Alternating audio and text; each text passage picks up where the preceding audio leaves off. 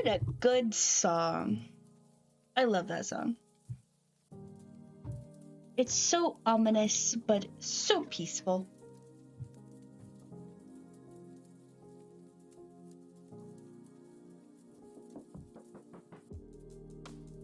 Anyway. Yes. Forgot to set that up.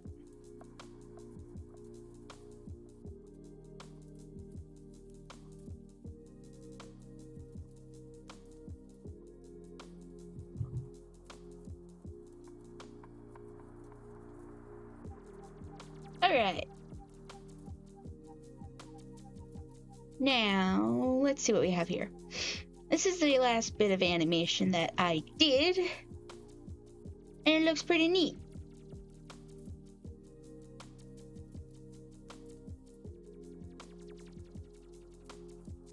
Just have Bipster walking into frame, which is nice.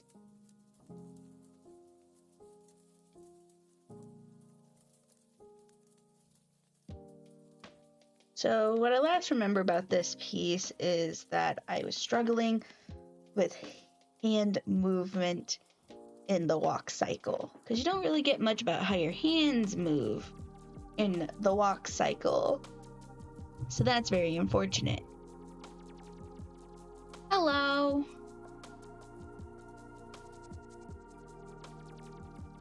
So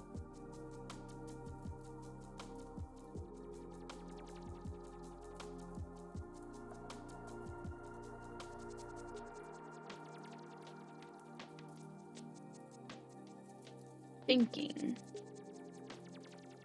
because it looks good. It's a fluid animation, and I guess the hand movement isn't too bad. It does what it's supposed to do.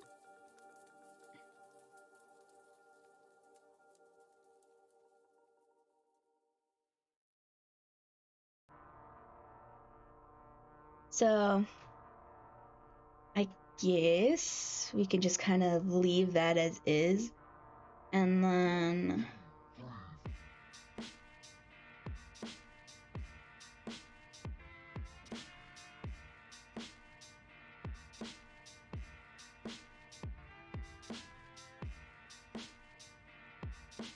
so in this frame, since this arm is up, this arm would be coming backwards.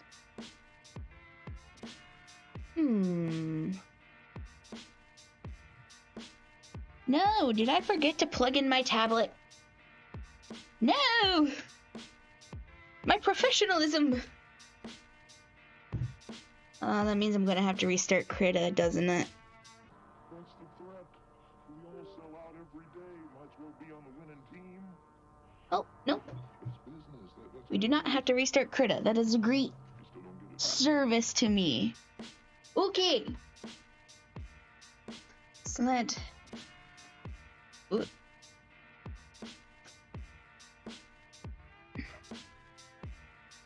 Okay.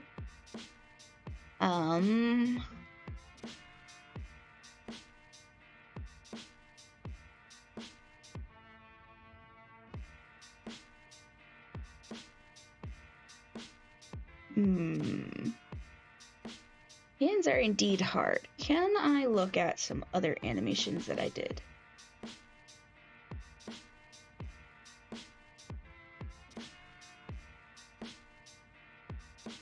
Yeah, his hand doesn't really move much.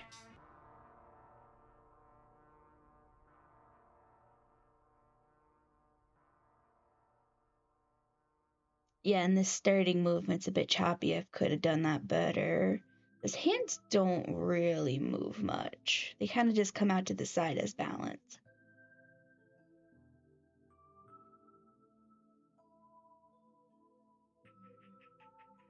There is an inconsistency with how his elbows kind of move.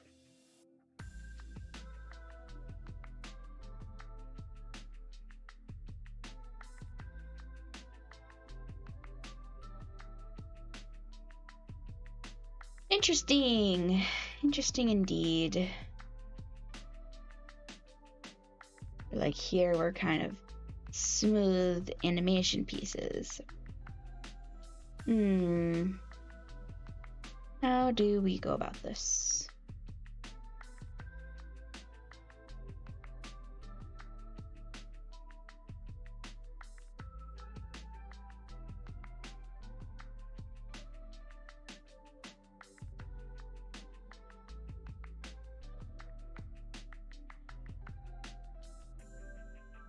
I guess while I think about it, I can work on cleaning this up.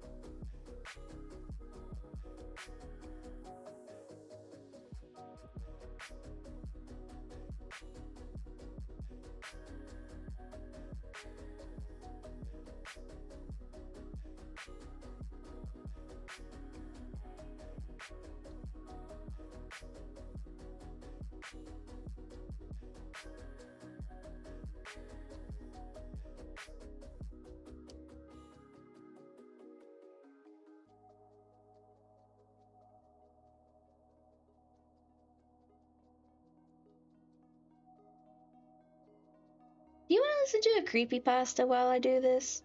I'm not going to have that much commentary this stream because I don't have much to talk about.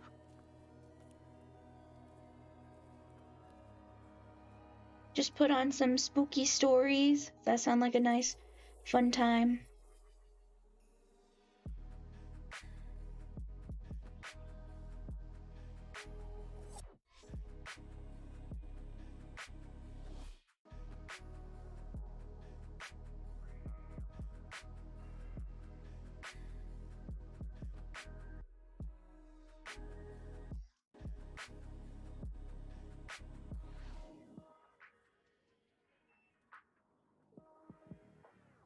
You know what a spooky story is?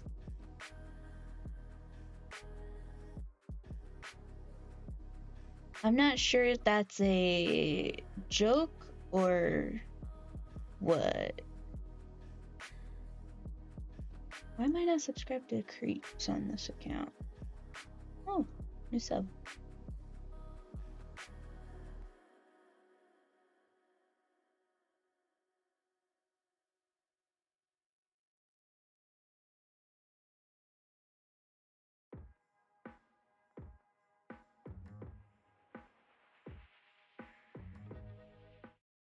Go ahead, just pause that.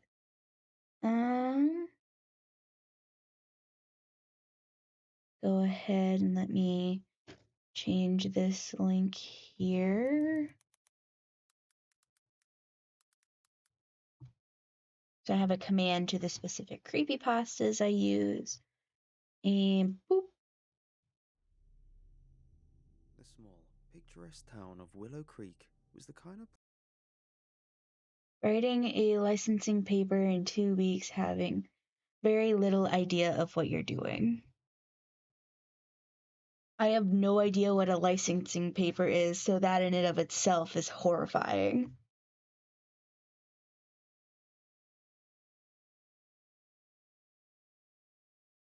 Absolutely horrifying. place that I'd dreamed of living in. Nestled in a lush valley, Is that loud surrounded enough? by rolling hills and dense forest, the town was known for its friendly inhabitants, charming shops, and beautiful old church with its towering bell that could be heard for miles around. Oh no. For me, moving to Willow Creek was a dream come true. I'd always longed for a quiet, peaceful life, and the charming old house on the outskirts of town seemed the perfect place to start over. The house was a little run down, but with some elbow grease and some TLC, I knew it would soon become the home of my dreams. Willow Creek is infamous for its complex vetting process. It was very rare they'd let someone from the outside move. Oh yeah, I'm in college as well, so I think I have heard about it. It wasn't something that was like even mentioned to me until like this year that it'll be something I have to worry about.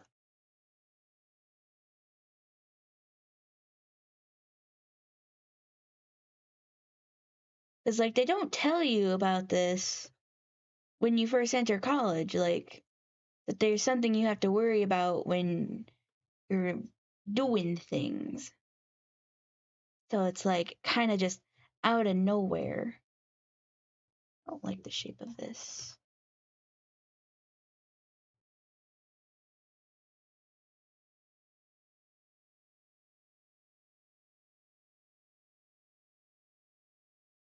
It wasn't to me. I've never had a family member in college before. I didn't know what like was the big deal with college. I'm a first generation.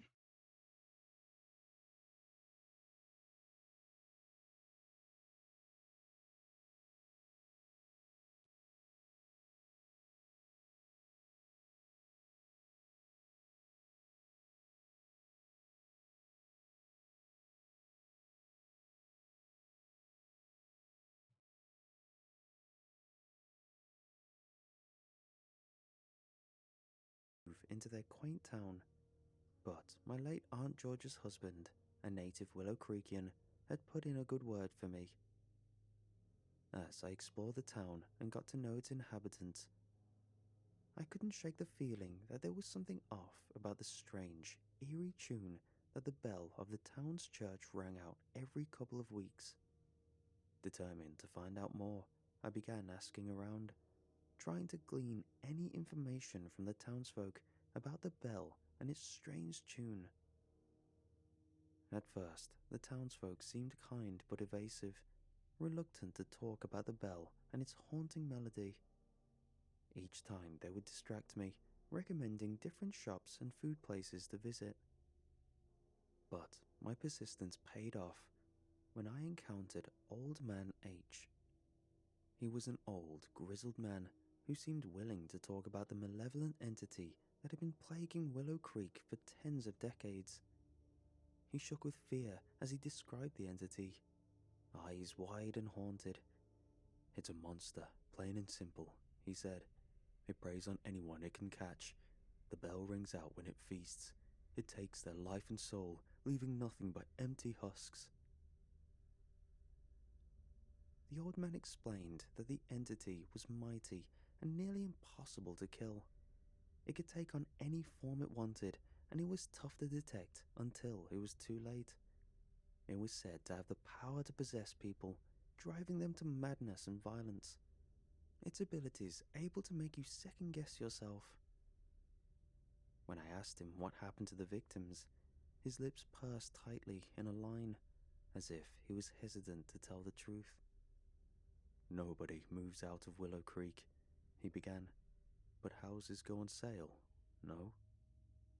When he read the stains of cluelessness on my face, he let out a weathered sigh. "It takes one of their bodies, and the rest are dealt with, taken out into the woods, I believe." Old Man H revealed that the bell had been installed in the church tens of decades ago by a group of settlers who had fled their homes to escape the ravages of a terrible plague. When they found the carved materials in the bordering forest, they instantly installed it in their church as a beacon of hope. Crafted from an unknown metal and inscribed with strange, arcane symbols, the townsfolk believed their bell possessed powers that would protect them from the disease.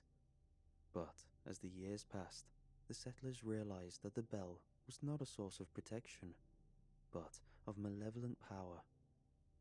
It would ring out its eerie tune at random intervals, signaling the feast of a terrible entity that would prey on the townspeople, taking their lives and souls in a never-ending cycle of terror and death. Despite their fear and horror, the townsfolk were powerless to stop the evil of the bell.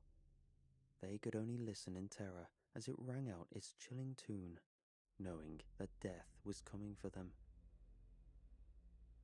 "How do you know this?" I asked.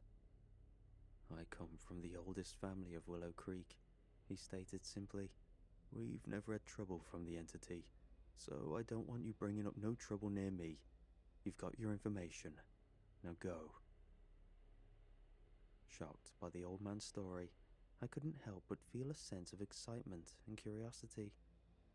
I had to learn more about this mysterious entity and its connection to the bell.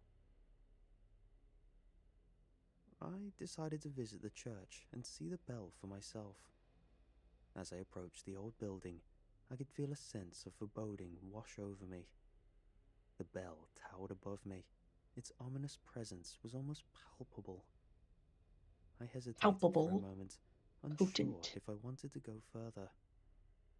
As I pushed open the heavy wooden doors of the church, I was struck by the musty, old-fashioned smell that permeated the air. The tall, stained-glass windows cast a muted light on the rows of wooden pews. I knew I had to be careful. I didn't want to attract the attention of the entity. I crept towards the bell tower, examining it closely.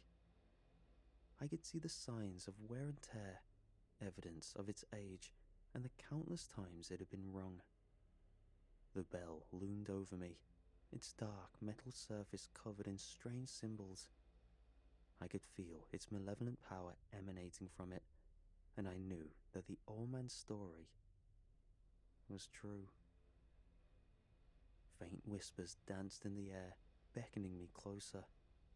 I turned, but there was no one there. The voice was coming from the bell, tempting me to touch it. I hesitated, unsure of what to do, but my curiosity won out, and I climbed the tower's steps. As soon as my fingers touched the cold metal, I felt a surge of power coursing through my body. The bell began to vibrate, the symbols glowing with a dark, eerie light. The entity was stirring, waking from its slumber, suddenly aware of my findings. I could feel its presence looming over me, ready to hunt me down. In that moment, I knew I needed to find a way to stop the entity and protect the townspeople of Willow Creek. Stupid. The bell was powerful and ancient, and the entity was nearly impossible to kill. But I was determined to find a way. I would not let this evil continue terrorizing Willow Creek's people. I would do whatever it took to stop the bell and the entity attached to it. My next strike of luck was with Harry, a charming young man who owned one of the town's many bakeries, yet the most popular. "What makes your bakery so unique?" I had asked him while nibbling on one of his free samples. "I've recently started to use berries from the forest in many of my creations." He beamed a smile that radiated a warm summer glow. I thought the forest was a no-go. I recalled the estate agent telling me to steer clear of the wooded area. Hey, when you bake this good, who's going to deny you of your most important ingredient? Harry was always happy to chat and offer advice and assistance whenever I needed it. And over time, we became close friends. He seemed genuinely concerned about my safety and well-being. We began to enjoy each other's company more often. I felt alive, happier than I'd ever felt before. There was a feeling in the air. Something told me that Harry was important, and we were drawn together by fate. On Harry's days off, we would visit the local markets. Willow Creek had a brilliant partner program with the neighboring towns, welcoming unique traders on pop-up market stalls.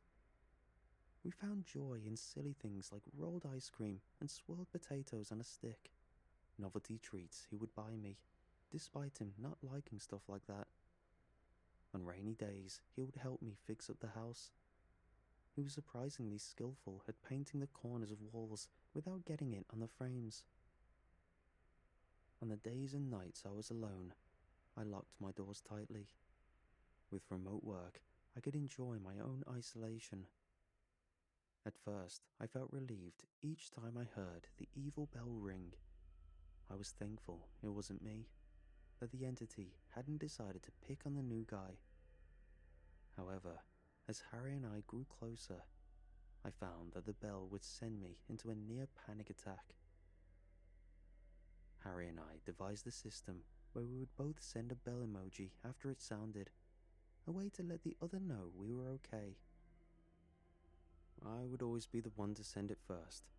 I assumed it was because Harry had lived in the town his whole life and was not as concerned as me. Harry practically moved in with me, despite having his own apartment, only going back to work on projects some nights. He found a home in the place we fixed up together, and it just felt right. We were able to coexist, even if he did spend most of his time out of the house. He helped me forget about the entity, to stop stressing about it. Despite my feelings the following day, I visited the old man again. When I approached him, he leaned back on his deck chair like last time. "Hello, son," he nodded. His eyes remained planted on the bell of the church, never wondering. I was slow to answer. "Did your family ever figure out how to kill the entity?" I asked. The old man sighed softly, as if he'd been waiting for somebody to ask him. "My family's always owned the local library building. It was one of the first few buildings built here when the settlers came.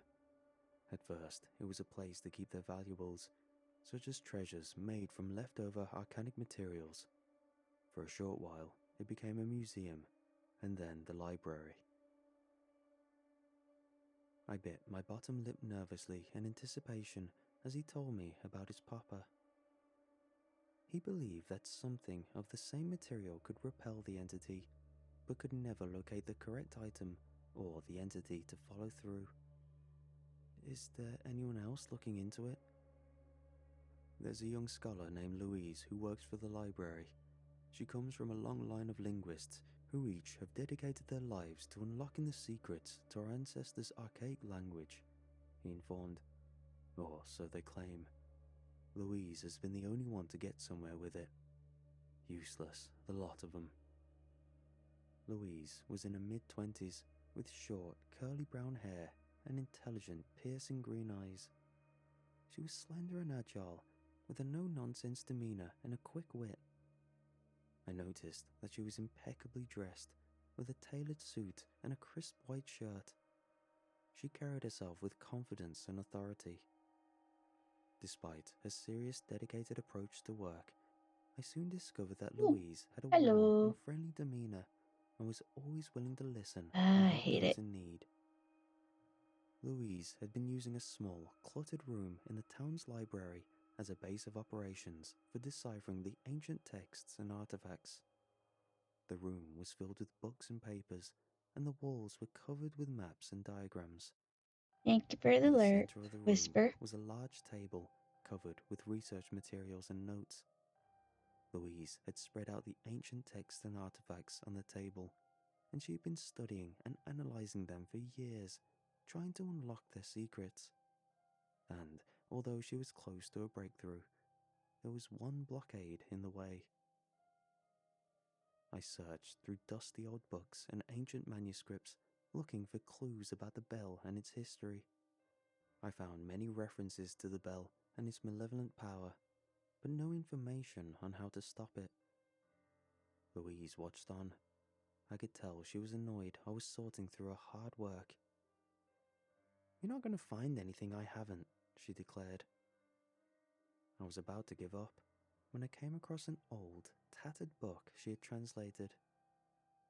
It contained a passage about the bell and its creation. On the same page was the Eye of Lucidity. The Eye of Lucidity was said to have been forged from the same material as the bell, as a handle to ring it manually. However, when the entity arrived, the settlers hid it, fearing if they dared ring it again, it would bring more danger. The eye had been lost for centuries, and nobody knew where to find it. The next page had been ripped off. Maybe you needed a fresh set of eyes. I continued my search through the papers, pushing them aside and creating new stacks.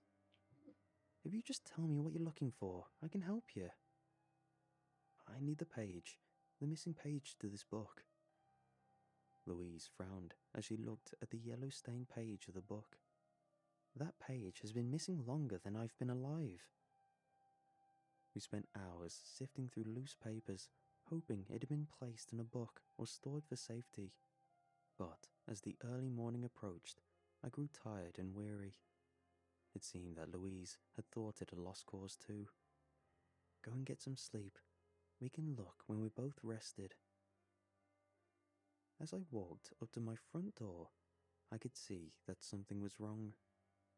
Water was flowing from under the door, pooling on the porch and trickling down the steps. I hurriedly unlocked the door and pushed it open, and was greeted by the sight of chaos. Water No. was gushing from the ceiling, cascading Ooh, down the walls and flooding the spooky. floors. The sound of rushing water was deafening, and I could see that the I'm source of the not sure if I'll problem be able to finish was the this burst project. pipes in the kitchen. Panic set in as I realized the extent of the damage. The kitchen was messy, with water everywhere and broken glass scattered across the floor. The water had also reached the living room, soaking the carpet and furniture. I quickly turned off the main water supply and grabbed towels, blankets and duvets to mop the floor. I knew I had to act fast to minimize the damage and prevent mold from forming. I tried to use my phone to call a plumber. However, my phone had become water damaged. I spent the rest No, of the not his early morning phone. cleaning up the water, mopping and wiping down surfaces, and trying to salvage what I could. It was a long and exhausting process. By the time I finished, I was exhausted and drained. With wet clothes and damp sheets, I had nowhere to sleep. So, I turned to Harry. Harry was kind enough to let me stay at his place. He even called a plumber and a repairman for me. Harry's apartment was a cozy and inviting space. It was located in a charming old building in Willows Creek, with large windows that let in plenty of natural light.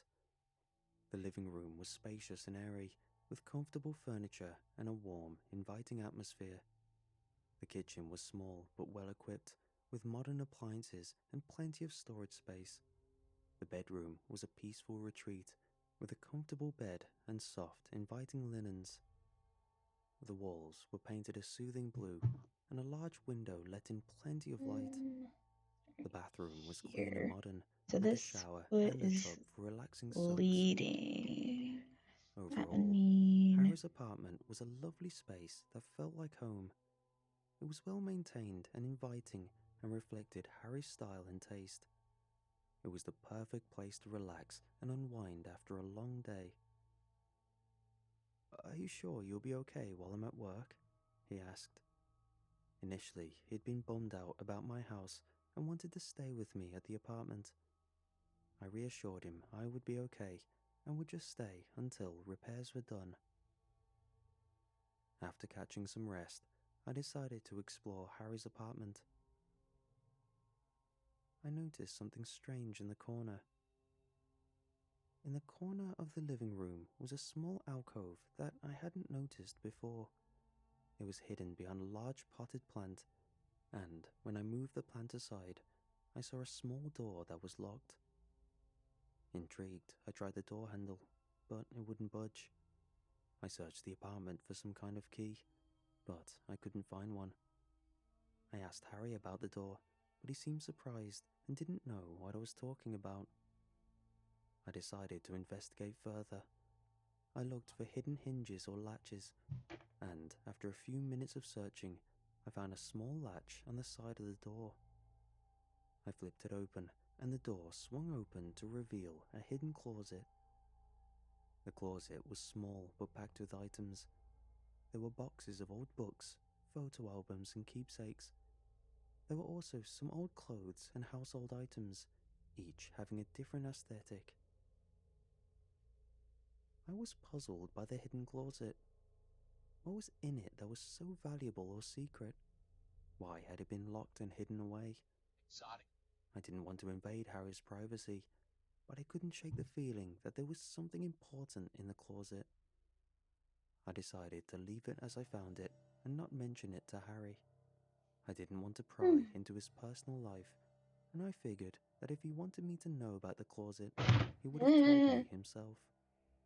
But the discovery of the hidden door stayed with me. It was a mystery I couldn't solve, leaving me wondering what secrets it might hold. A day later, as I was messing with my phone on the living room couch, I couldn't shake off the feeling that the closet was calling me. I tried my hardest to ignore it, feeling that Harry would know if I opened the cabinet again, and the last thing I wanted was to betray his trust. I was briefly distracted by my phone coming back to life and was overwhelmed with messages and missed calls. However, my phone couldn't keep my interest for long, as I soon cracked. I started to go through the boxes in the closet, looking for anything interesting. I opened a box of old books and began to leaf through them. They were mostly old novels and history books. I didn't find anything interesting. I put it back in the alcove. I moved on to the next box, filled with old photo albums and keepsakes. I started to look through them and found some old photos of Harry and his family, as well as a lot of pictures of different people. Each image had a new set of people in it. I also found some old letters and postcards written in languages I didn't recognize. As I was about to close the box, I saw something wedged in the corner. I saw it was a torn piece of paper. It looked like it had been ripped in half, and only a small portion was left. As I pulled it out, I realized it was the missing paper. The familiar hum of the elevator sent my heart into overdrive. Harry was almost back. So I snapped a photo of the page and shoved the paper back into its spot. As I was about to close the box, I heard a noise. I turned around and saw Harry standing in the doorway, looking at me with a surprised expression. I froze, feeling like I had been caught red-handed. I knew that I had no right to look through Harry's belongings, and I was afraid of how he would react. "What are you doing?" Harry asked, his voice tight and angry. "Why are you going through my things?" I stammered, trying to come up with an explanation. "I'm sorry, Harry," I said. "I was just curious. I didn't mean to invade your privacy." Harry glared at me, his face dark with anger. "You had no right to go through my things," he said. "This is a private space, and you had no permission to be in there." I apologized again, feeling ashamed and guilty. I knew I'd crossed the line and didn't know how to make things right. "I just got a call about your house. You can go back there now." I left the apartment. The feeling of shame almost made me forget my findings. Almost. Once I'd gotten home, I locked the doors, closed the curtains, and checked the photo. Although it was blurry, I was able to use the live image feature to get a clear but distant snapshot of it. Did Harry know what the paper was, or was it a keepsake passed down through generations? I couldn't help but give him the benefit of the doubt. I waited a few days before approaching Louise. She managed to decipher the page and create a map using the clues and coordinates provided. It may have taken her a few days, but she was pretty damn proud of it. We made plans to trek into the forest and track down the eye in the evening. In the meantime, I noticed a few valuables had gone missing. Wondering if they had gotten disposed of due to water damage or stolen, I turned to my cameras. When I first moved in, I had installed spy cameras in the house. In the USB plugs, the coat racks, and even behind some of the succulents I kept. I wasn't concerned about being burgled. I was concerned I was being targeted by the entity. At first, I just sought through old footage. My heart dropped when I saw Harry in the footage during his stay. He had ignored my messages the past few days, and I could not contact him. I stopped fast-forwarding and let the video play out. I watched as I left to do some shopping, and Harry stayed home alone. At first, he wandered around the house, but eventually, he stepped into the bedroom. I watched as he transformed into a twisted and malformed creature, a grotesque abomination that defies description. His true body was made up of writhing tentacles and wriggling appendages, and his eyes were dark. Harry was the entity. He moved around by slithering and wriggling, using his tentacles and appendages to propel himself through the air, along the ground, and out the window. An unsettling and disturbing sight. And then, everything clicked, and I realized the patterns I had ignored. How the bell wouldn't chime when we were together. How at night, in the corner of my eyes, I'd catch his shadow wriggling as if something lay beneath. How, no matter what happened, I was always drawn to him. The sight should have sent me into a spiral of betraying anger. I found myself wanting to be heartbroken and sad. I knew it was the entity's power, but I couldn't shake it off. I decided not to tell Louise. As we made our way through the dense forest, the remaining evening sunlight filtered through the trees, casting dappled shadows on the ground. The air was cool and crisp, and the sounds of the forest filled our ears. We followed the old map and the symbols etched into the ground, carefully making our way through the underbrush. The forest was dense and overgrown, and it was difficult to see where we were going. But we pushed on, determined to find the Eye of Lucidity. We climbed over fallen logs and ducked under low-hanging branches, our flashlight beams illuminating the way. We searched for hours, but could not find the hidden cave. Louise had become increasingly disappointed and embarrassed, fearing she had translated the page wrong. We were about to give up when we stumbled upon a clearing, and there, in the center, was the entrance to a cave. Excited and eager to find the eye, a rush of energy burst through us. We pushed through the vines and entered the dark, damp cave. We carefully made our way through the twists and turns, our flashlight beams illuminating the path. Finally, after an eternity, we reached the chamber where the Eye of Lucidity was hidden. The eye was a small, intricately carved amulet with a gap in the middle to run a rope through. It sat on a staff carved with intricate symbols and patterns.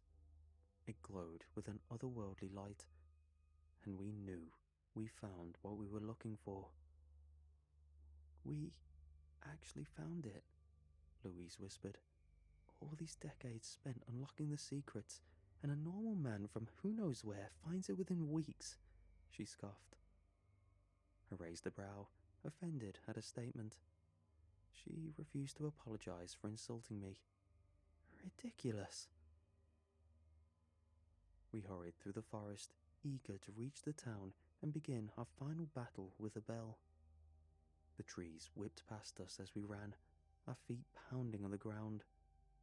With the Eye of Lucidity in our possession, we felt a sense of excitement and determination. We knew that the Eye was the key to destroying the bell and ending the entity's reign of terror, and we were determined to use it to save Willow Creek. As we approached the church, we could feel the malevolent presence of the entity guarding it. The bell towered above us, its dark metal glinting in the dim light. A sense of dread and unease washed over us. We could feel its power as it was watching us, waiting for its next victim. But we knew we could not turn back. We had come too far and risked too much to fail now. We cautiously entered the church, our footsteps echoing in the eerie silence.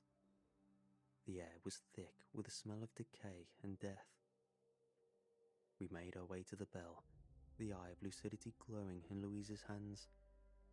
But as we reached out to attach it to the rope, a dark, shadowy figure appeared before us. The entity was a twisted, monstrous thing, its body writhing and shifting in a never-ending dance of darkness. Its eyes glowed with an otherworldly light, and its mouth was filled with sharp, jagged teeth. Its tentacles flared out defensively, and I found myself shrinking in fear. The entity ignored me and loomed over Louise, its massive form towering over her. Louise knew she had to act quickly if she was going to survive. She swung a torch at the entity, trying to keep it at bay.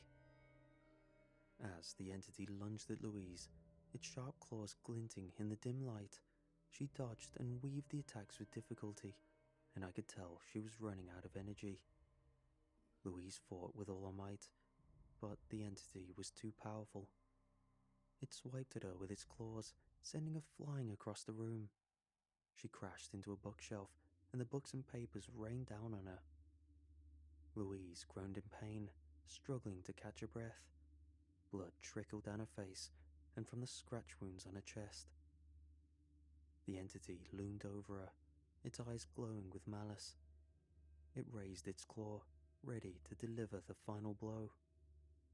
"Harry, stop!" I yelled. He did not listen. "What? It's Harry?" Louise shouted in a panic. Just as the entity was about to strike, Louise summoned all her remaining strength and rolled out of the way. Its claw hit the ground, sending up a cloud of dust. Louise scrambled to her feet and grabbed a nearby, broken wooden pillar while keeping the eye in her other hand. She swung it at the entity, trying to keep it at bay. The entity snarled and lunged at Louise, its massive form moving with surprising speed. Louise continued to try and dodge the attacks.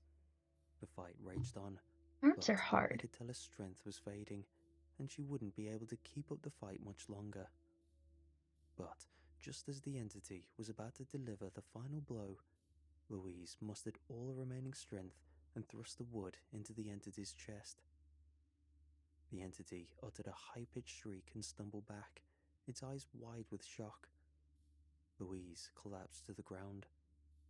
Louise! She hadn't killed it, just hurt it.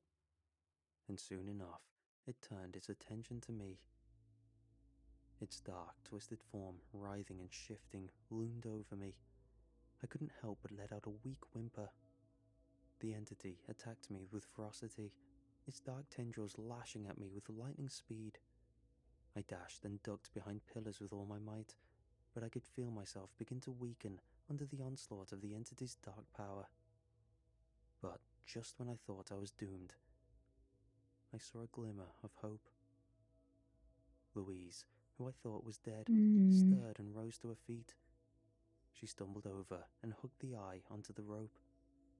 The bell and the eye glowed a bright, cold light, and I was left blinded by the intense shine. In one final act, Louise rang the bell. A clear, bright tone rang throughout the town and pierced my eardrums, disorientating me. When my eyes refocused and my senses returned, Louise and Harry lay unconscious on the ground. It was unclear who survived the battle. Louise had saved Willow Creek, something her ancestors had failed to do, and now the townspeople could finally live in peace.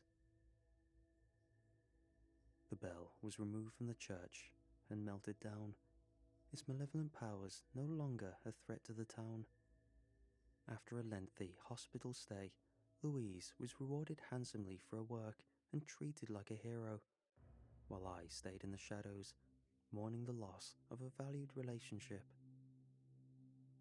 Harry's funeral was the following Monday. It had not been revealed that the entity had possessed him.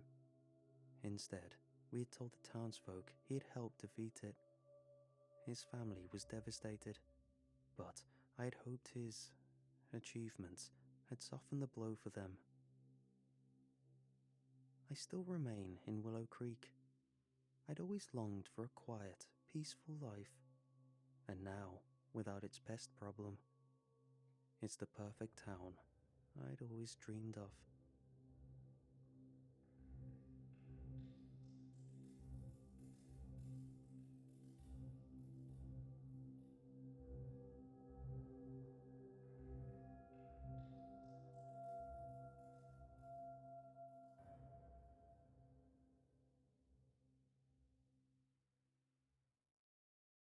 Interesting episode.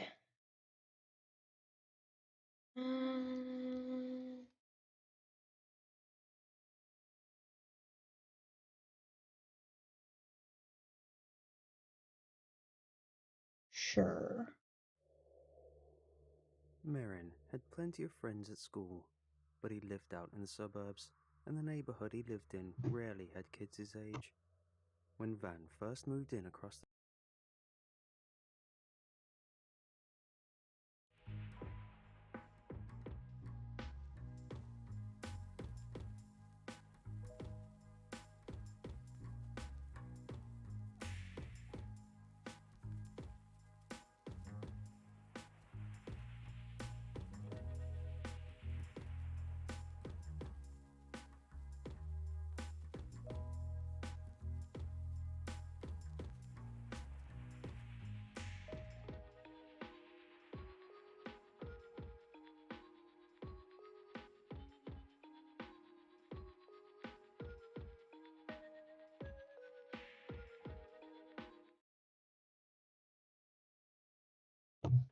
Okay. street, the two became fast friends. Van was homeschooled by his parents, which Merrin thought was kind of weird and lame, but otherwise, it was cool as hell. They were the same age, but Van always seemed older and smarter. In a weird way, it was like having the older brother he'd always wanted. They'd spend hours playing games or out exploring, and over time, Merrin found himself wanting school to be over just so he could go hang out with his real best friend. Yet, as close as they were. It was nearly a year before Merrin became aware of a strange custom Van's family kept to every single day. Merrin already knew that Van's grandmother also lived with his family, but she slept most of the time and never left her upstairs bedroom so far as Merrin knew. What he came to learn, however, was that every morning and evening, Van had to spend an hour with her. At first, he thought it was just Van's parents wanting him to spend time with his grandmother before she died. But over time, Van said enough that he learned she was always asleep when he was in there, and it wasn't just about him sitting in there, bored with a sleeping old lady for a couple of hours a day. Van was embarrassed, but eventually snuck Merrin in during one of his visits with his grandmother. Merrin didn't know what to expect. Van sat in a chair next to her and turned on a tape player, then started playing some sad old song. He then picked up a brown spiral-bound notebook and started reading from it. "Hello, Granny. My name is Vanderbilt Emerson, but you and everyone else calls me Van. I don't remember when I was born, but you do. It was a snowy night up in Empire, which is where we all lived back then. You sat with my father in the hospital waiting room, keeping him calm until the doctor came out and said I was born. You were 53 years old then. It was January 3rd of 1972, and... What are you doing in here?" Van broke off reading as we both turned to stare at his mother. She looked pale and scared as she looked between us, but colour came back as her expression grew angry. "Van, you know no one can be in here during this, even your little friend. You go back to reading now." As I started to stand, she grabbed my shoulder firmly and propelled me out the door, closing it behind us. She gave me a forced smile. "Sorry, he has to do that alone.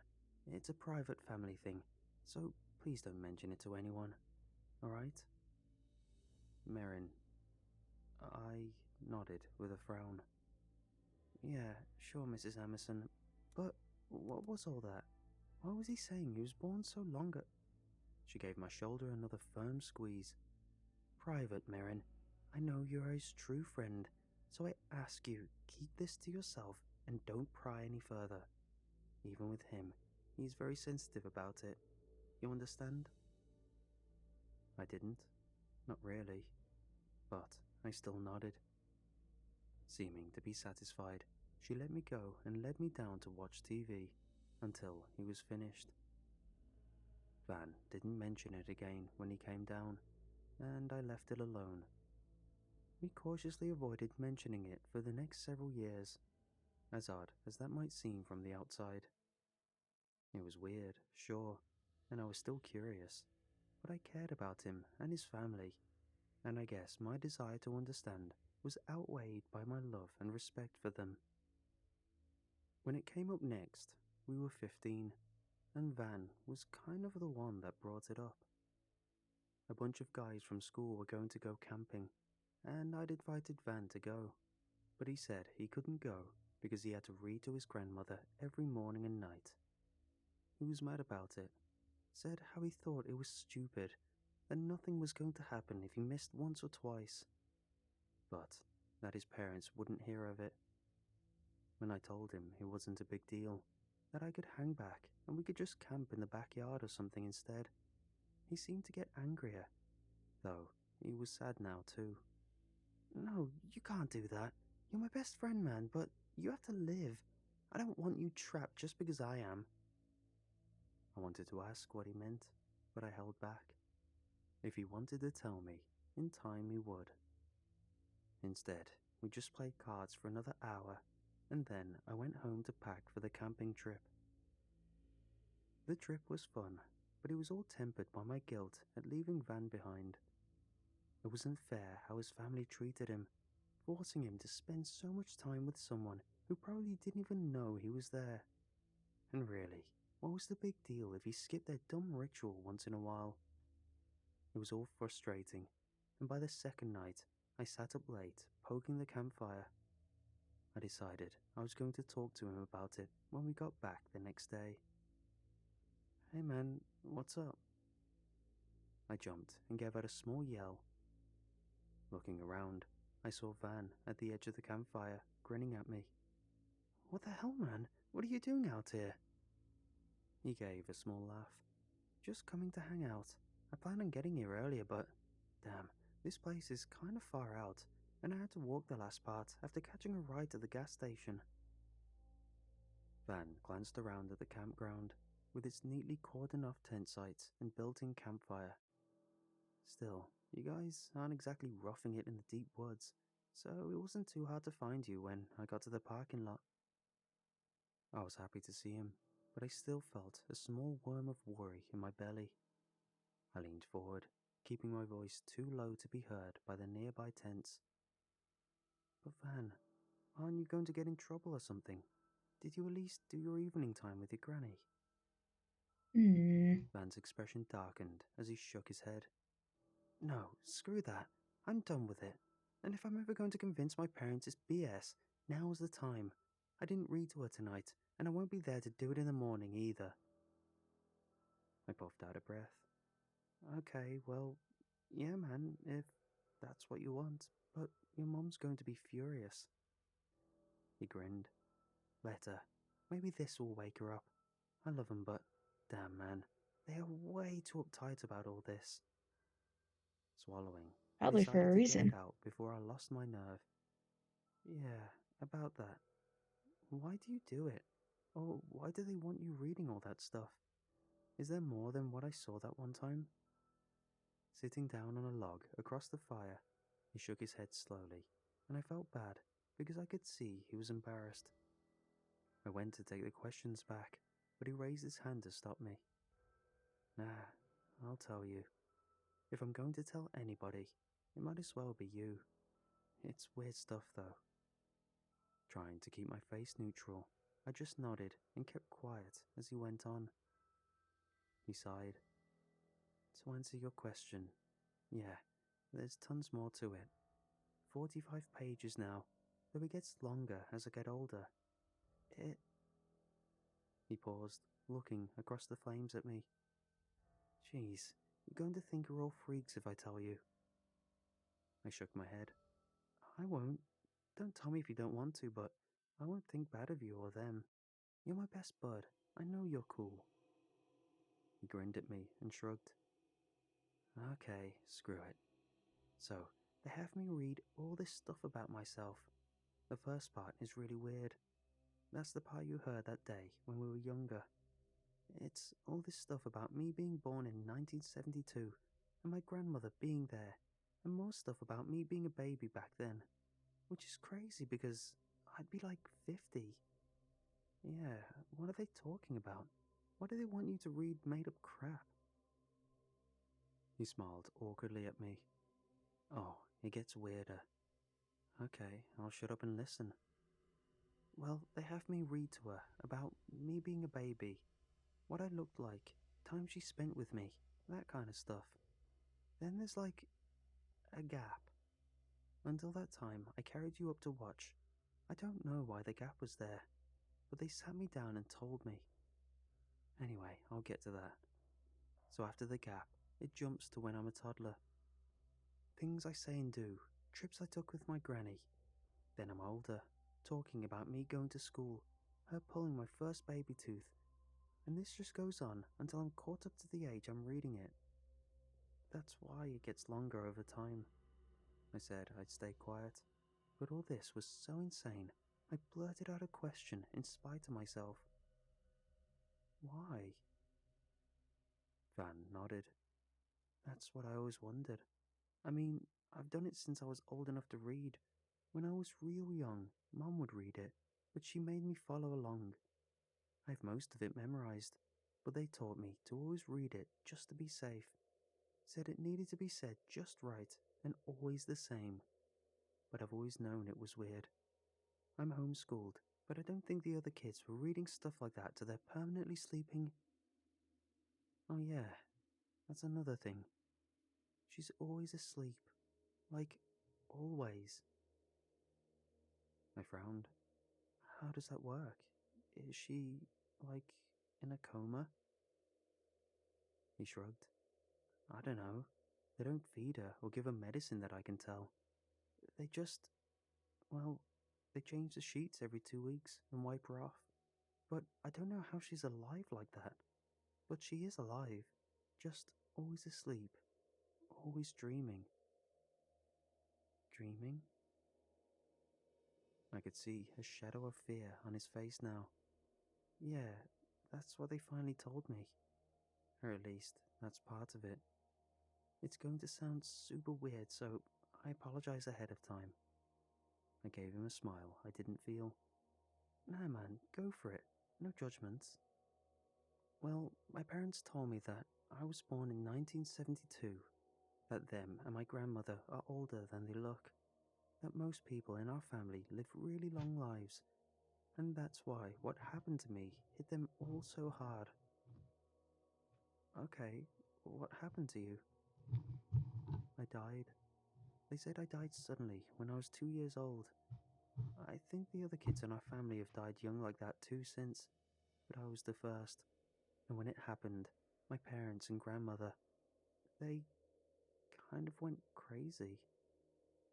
They have a lot of strange beliefs, and they said they tried different things to bring me back, but Be right.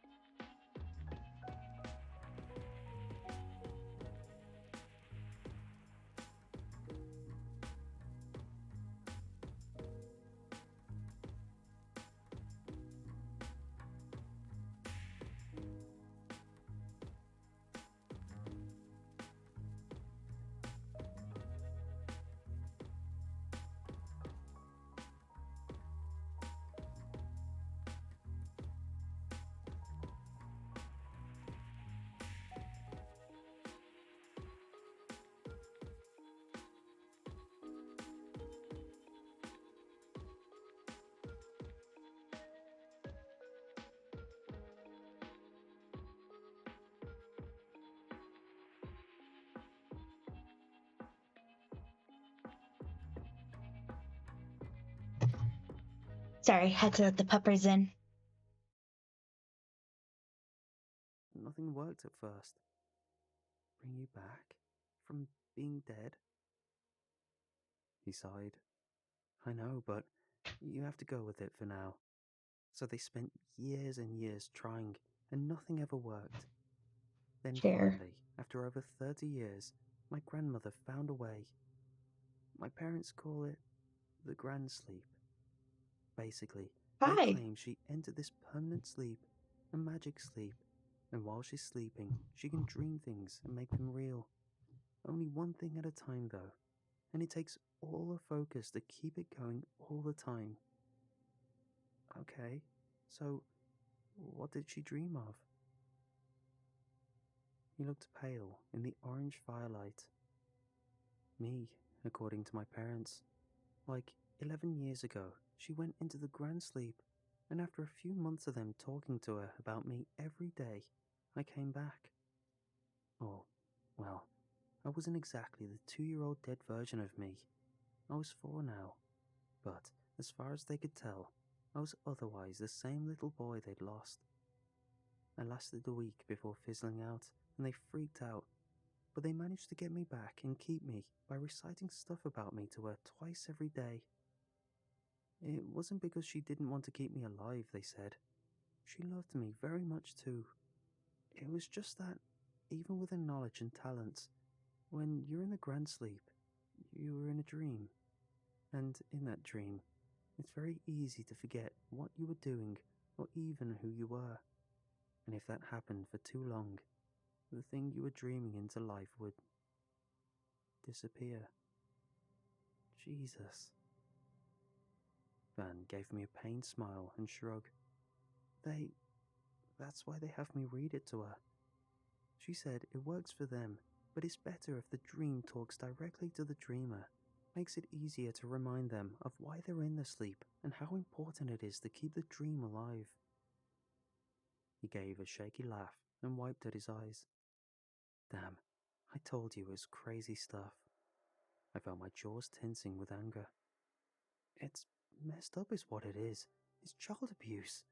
They taught you that you had to read that crap to her or you'd die? Stop existing? Who does that to a kid? Marin, they believe it. They really do. They're good parents and they really do love me. They're terrified that if I don't... The sound of him died the same moment that Van disappeared, as though a shadow had fallen upon him and devoured him whole. Van? Oh God, Van! I looked for him, but of course he wasn't there. And once I accepted that, I woke up my other friends, not to tell them that Van had been erased in front of me, but lying that I was sick and had to get home right away. It was 3 in the morning when I got to the neighborhood, but when I turned to go to Van's house instead of my own, I saw his mother waiting at the open door. I started crying. I'm sorry, I didn't know. She stepped aside to let me in. Looking at her, I could see she'd been crying too. Of course you didn't. How could you have? She leaned over and gave me a brief hug before pulling back to look at me. You were with him when it happened. You saw it? I nodded, sniffing. And had he told you of his nature? Why we had him do what he did? Yeah, tonight he did. He was still telling me when it happened. How did you know it happened? Her expression was stricken. Because my mother died 2 hours ago. After so long of sustaining him, they were inextricably bound. She couldn't survive without him any more than he could her. But I thought maybe she could bring him back again. Mrs. Anderson smiled at me sadly, touching my face gently. I let out a gasp and felt a sting on the side of my neck. Behind me, Mr. Anderson was pulling back a syringe. Not with her, Marin, but we still have hope in you. I have tried to be a good mother, Marin. I tell myself I have. But I have no illusions about the fact that all my efforts to protect my son have also limited his life in so many ways. That's why you've been such a blessing to us all. You gave him a life outside his family, a true and good friend that, in many ways, knows my son better than any of us. That's why it has to be you. Before you were placed into the grand sleep, you shared your memories of Van and your innermost thoughts, and most of it was given willingly. For those things I had to pry free. I hope you will forgive me. But writing all of this down, it reassured me that, like us, you truly love Van and want him back. That perhaps you know him better now than even his own mother. So, Ooh, that's I'll read this to you every day for as long as it takes. The words are correct, and I feel sure that our dedication and desire to have him back will overcome any deficits as a dreamer you have compared to my mother. It just requires willpower and patience, time and love. And we have all these things in spades, don't we? So dream deep, dreamer. Dream well. Dream of your friend, our baby. Think only of that. And one day, it will be him reading you these words. That's messed up. That's messed up. That ain't cool, bruh. Let my hair down real quick. We'll move on to the next one, though. My flock of 32 lambs in my newest and southernmost paddock were a mix of newly bought and some from my own lot. With only 2 rams last November, due to unfortunate cases of fly strike, I had lost a few rams, and my new ewes had not birthed many lambs during spring. I was fortunate that one had birthed quads, each with a white dot on their foreheads. 4 healthy lambs from one mother ewe is a rare sight. A local farmer, Jonathan, had suggested a farm vet who had arrived in all black and supplied supplementary milk. I had to bottle feed them 4 times a day as the poor mother couldn't keep up with milk production. Sadly, one of the lambs passed away between morning feeds. An unknown cause had taken it. "The land taketh what you oweth," Jonathan whispered. At first, I thought it was just old farmer talk for "I'm sorry for your loss." Incineration, though a standard process for dead livestock, felt far too cruel for a baby, so I buried the body deep in my fields with the rest of them. I hoped that my good treatment of the creatures would visit me back in good karma and nutritious grass for my livestock. The triplets, now 6 months of age, reside in the paddock I mentioned earlier. With their late birth, they are too young to breed and are separated from the ewes, ready for the new season. They sit Hmm. larger than the rest. It was a sign that the supplementary milk had done them well and I'd fed them correctly. A proud achievement of mine. I'm relatively new at farming. The land I now own belonged to a relative on my dad's side and was eventually passed on to him. The land he had owned, yet not wanted, was given to me after his death.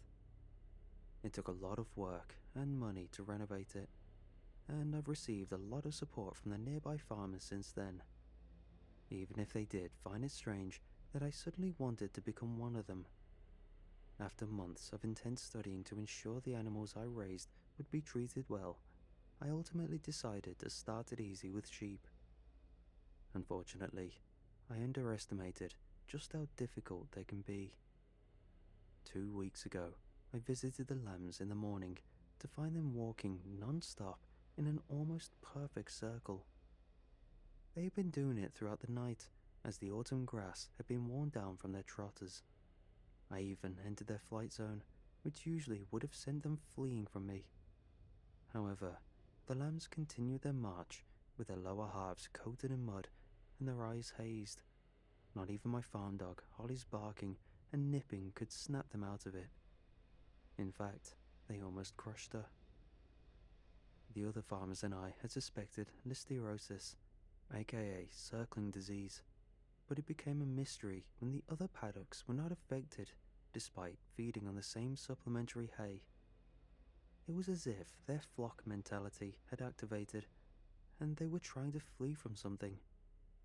With people I didn't know arriving to see the lambs, it became an area mystery. Even local news took an interest in the matter. However, nobody yielded a solution. In the early days, I released one of my mentally stronger, older ewes into the paddock, hoping the lambs would sense her seniority and break away from their trance. At first, she stayed clear of the group and grazed at the grass. But eventually, she too was drawn to the circle, as if magnetized. The other farmers were unsure of what to do. This behavior had been reported as common with sheep left in pens for too long. But with the vast paddock to themselves, it just didn't make sense. Jonathan had lent me a few of his farm dogs to try and break the circle up, but they remained tightly packed and unresponsive. I reached out to multiple vets, unable to track down the one that had helped me with the quads. In fact, Jonathan helped me with a lot of things, even going so far as to give me a ewe to aid with my lambing. Each vet that visited suggested listeriosis. Some of the vets had theorized that the soil in the paddock had become contaminated. Nonsense. I told them that the lambs had access to my supplementary hay as frost began to claim the fields during the night and dawn. November's cold rain flooded the fields and created thick mud. Day by day, the lamb's pathing formed a moat around the central path of grass. Despite everything, the patch of land in the middle remained dry. Some of the lambs began to pass away by day 10. Their starved and tiny bodies were stampeded and crushed to a pulp by the remaining, yet dwindling numbers. No, not the Soon enough, the lambs. moat had become so deep that I could only see the top of their heads. The farmers came by every other day, equally intrigued. they'd watch on with focused eyes and raised brows, as if the sight triggered deep thought. Each day, they witness a drop in the numbers of lambs, but none of them would offer their condolences. With fewer live lambs, I used the pulley system to lift the corpses out of the ground. Most of them were floppy, their bodies the consistency of beanbags with their broken and crushed bodies. Some No, that's a little too gruesome for my liking. I don't want to know how that one ends because I don't like how it started. Let's skip to the next one. I haven't always been the best brother. Not that I didn't love Nathan, I did. But we were never close after we got into high school. And by the time I hit 30 and lived on the other side of the country, he'd become someone I'd call at Christmas and birthdays and awkwardly chat with for 10 minutes before one of us decided to let the other one off the hook. That changed a couple of years ago. He started calling me more regularly, and it got less weird. After a few weeks, he started opening up more, telling me more about his life, his plans, and things that were worrying him. The biggest was his health. He'd started feeling tired all the time, even though he was eating the same and made sure to get enough sleep once the fatigue started. I joked with him at first that he was just getting old, and he laughed. But I could tell he was still worried. He eventually went and got checked out by a doctor, but they said he was fine, other than being a bit dehydrated. They gave him some low-grade sleeping pills to help his sleep, be more restful, and suggested he try yoga of all things. To his credit, That's a bit he tried different. all that and more, but he just kept getting worse. By Like early different last year, I could handshakes. tell he was near the end of his rope, and I offered to come out to visit him. He was resistant at first, but eventually he let me fly out for the weekend. Hey, dear puppers. When he picked me up from the airport, I couldn't hide my shock. He was only 35, but he looked like an old man. His hair was patchy and grey, and his skin was loose and sallow. I'd seen photos of him from his 33rd birthday, and he looked strong and healthy. Riding back to his house, I could see the skeletal ridges of his hands and tiny wrists as he feebly gripped the steering wheel like a life preserver through every stop, start, and turn. When I asked him what was wrong, We're just what he was hiding outside. from me, Go. he just shrugged and shook his head. Doctors still say I'm fine, other than being dehydrated and underweight. They claim I'm exercising too much. But Don, I swear I'm not. I haven't been to a gym in over a year. He gave me a dry laugh. Too tired. I just stared at him. Nate, this isn't exercising too much. You need to see a different doctor. Not trying to be mean, but you look really bad. Like you've aged a lot. When he glanced over at me, there were tears in his eyes. I know, of course I know, but I've seen 5 doctors, and they all say they can't find anything wrong. When I point out how I look, they just shrug it off, say I'm probably putting my body under too much strain with my exercise regime. He snorted. One of them actually suggested all I needed was a vacation and some hair dye. I frowned at him. Are you not drinking enough? I mean, that can mess you up, right? And they say you're dehydrated. He shrugged as he grabbed a sports bottle from between the seats and took a huge gulp. A year ago, I started drinking 100 ounces of water a day. Now I'm up to 200. Nothing helps. Can you think of anything else that could be causing it? Nathan hesitated then. He seemed about to say something more, but then he thought better of it and shook his head. No, nothing that makes sense. I didn't push it then, and when I did push it on the way back to the airport 2 days later, Nathan resisted. Told me he appreciated my concern and the visit, but it was just something he was going to have to power through.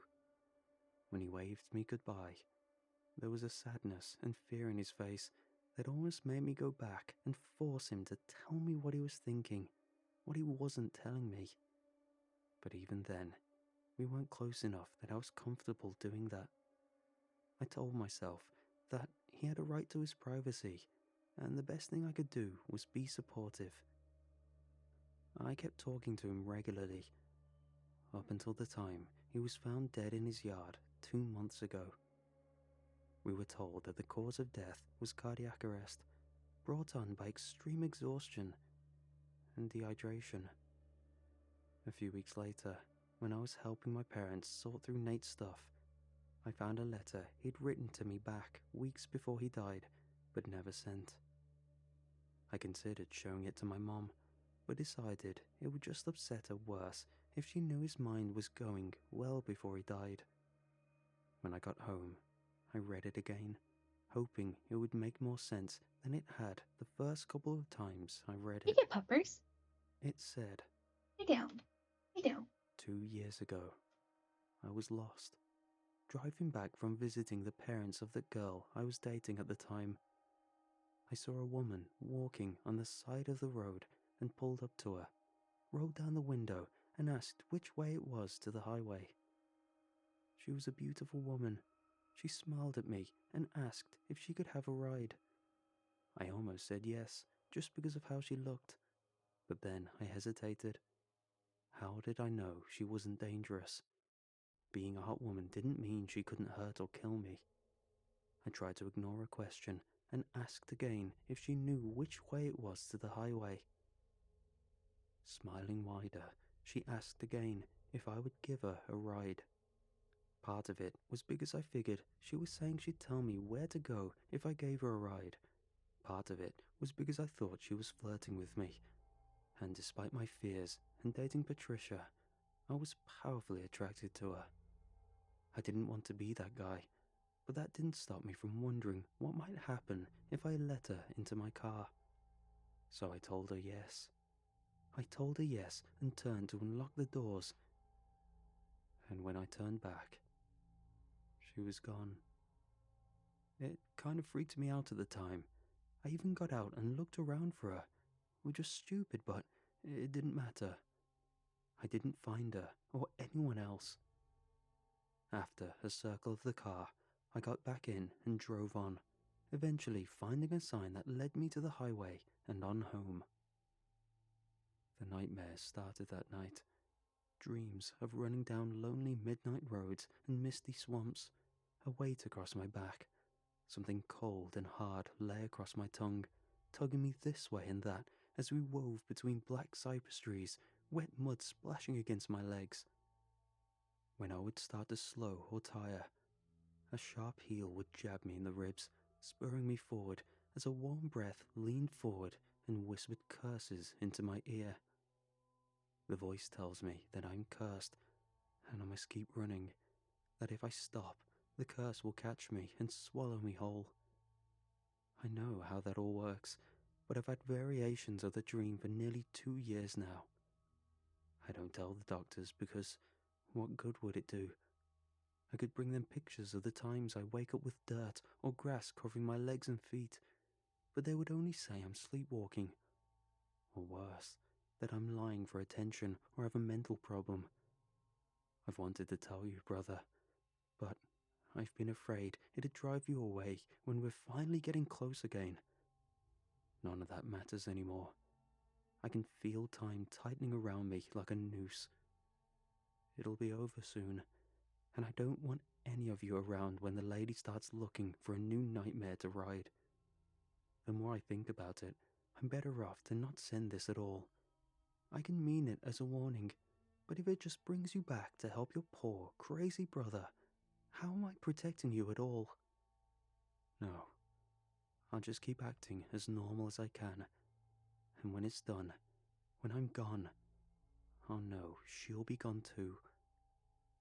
If you find this letter later, just know that I'm sorry for not being more honest. And maybe I am crazy after all. That would make more sense, wouldn't it? But I somehow don't think I am. I think she's real. The writing is real. And if I'm right, you just need to stay away. Stay away and be careful. Love you, little brother. The nightmares started for me that same night. At first, I assumed it was just the power of suggestion, my mind trying to make sense of my grief and the strange story I'd found in the letter by blending it all together and forcing me to drink it night after night. Except it was night after night. For 7 weeks, I've had similar bad dreams of being ridden almost every night, and each day I wake up sweating and afraid and exhausted. The fatigue has been growing worse. At first, I could beat it back with coffee and a nap on my lunch break, but for the last couple of weeks, I've been like a zombie. My joints ache, my muscles are sore, and I have trouble focusing on anything for more than a few minutes. I've been seriously considering going to a doctor and trying to decide how much to tell them when I go. I didn't think I was sick, and I didn't believe some witch was riding me around at night, of course, but something was going on, and I needed answers. As it turned out, the doctor I went to first was my dentist. My jaw had been hurting more in the last week, but when I woke up yesterday, my teeth were painful on both sides. I had to pay extra to get in quick, but I didn't mind. I wanted to fix something, even if it was just stopping my mouth from hurting. The dentist was an older man with a fringe of white hair and tight little silver spectacles that bound on his nose as he looked at my teeth and gums with a pick and mirror. Frowning slightly, he finally leaned back and hit the button to bring my chair back upright. "Have you noticed you grinding your teeth a lot in your sleep?" I shrugged. "I mean, maybe. I've been having a lot of bad dreams lately, so maybe I do it without knowing." "I see. Do you wear a mouthguard or anything else in your mouth when you sleep?" I raised an eyebrow. "No. Do you think I should?" He studied me for a moment. Maybe, but you're not sure you don't sleep with something in your mouth? Or have something you repetitively chew on during the day, maybe? Don't be embarrassed if you do. People chew on all kinds of stuff." I shook my head slowly. "No, I really don't. Why? What are you getting at?" The dentist puffed out a breath and folded his arms. "Normally, when someone is grinding their teeth at night, the wear and tear is going to look one of several ways depending on the shape of their teeth, the shape of their mouth and jaw, and how they're grinding it all together. But yours, you do have spots where I see abnormal wear, but not like I'd expect from you grinding your teeth. It reminds me of..." He gave a laugh and stopped himself, shaking his head. "What?" I could feel myself growing irritated and nervous. "It reminds you of what?" Looking more serious, he gave a slight nod. "It's silly, but okay. My father was a vet and a horse breeder. For a long time, I thought I was going to be a vet too, and growing up, I helped my dad a lot with our animals and those that came to him for treatment. One of the things that we saw a lot was called bit wear." My heart was pounding now. "What's that?" "Well, you know when you ride a horse, a lot of times they have a metal bit in their mouth to help control them. It sounds bad maybe, but it's not a cruel thing if the bit is worn and used properly. Still, over time, the metal of the bit will wear away at the teeth where it sits and rubs, creates a little bevel on both sides where it hits the teeth the most." He smiled. "Now our mouths are different than a horse's mouth, but if I didn't know better, I'd say what I was seeing in your mouth was bit wear. It's the same area on both sides of your mouth, both top and bottom, like you've been biting down on a bit."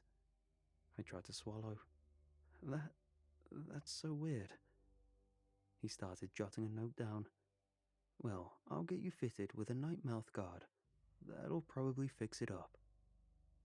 Glancing back up at me, he chuckled. "And if someone is riding you, tell them you need a break from time to time." I felt my skin grow cold as I offered him a weak smile. I'll try, but I don't think she'll listen.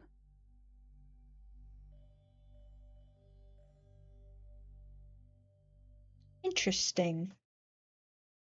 Interesting indeed.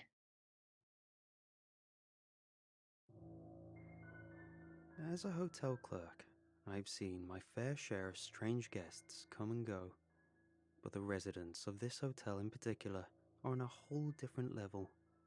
The eerie whispers and footsteps that I would hear in the empty corridors at night, the way customers would disappear for days on end, only to reappear as if nothing had happened, the way the air seemed to chill whenever I went into certain rooms. But then I started to notice the little details, the way guests would avoid making eye contact with me as if they were hiding something, the strange symbols and markings etched into the walls and furniture, the way the hotel seemed to shift and change when I wasn't looking.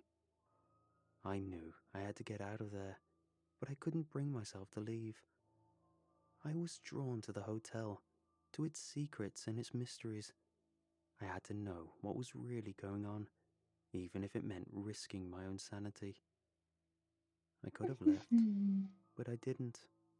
A strong curiosity kept me here, and I've worked long enough to have some pretty wild stories. Now I'm ready to share some of my story. But be warned, once you start listening, there's no turning back. You'll be drawn into the darkness just like I was, and you'll never be able to forget what you find within these walls. I'm kidding. Enjoy. When I started working here, I didn't know what to expect. It was never briefed above surface level instructions. Dealing with guests was my number one priority, so I sat front and center to anyone who walked in. One time, when I was still relatively new, as I stood behind the reception desk, I heard a soft knock on the door. I looked up and saw a tall, thin man standing in the hallway. He was pale, with dark circles under his eyes and a faint sheen of sweat on his forehead. He looked like he hadn't slept in days. "Can I help you?" I asked, trying to keep my voice steady. The man's lips curved into a faint smile.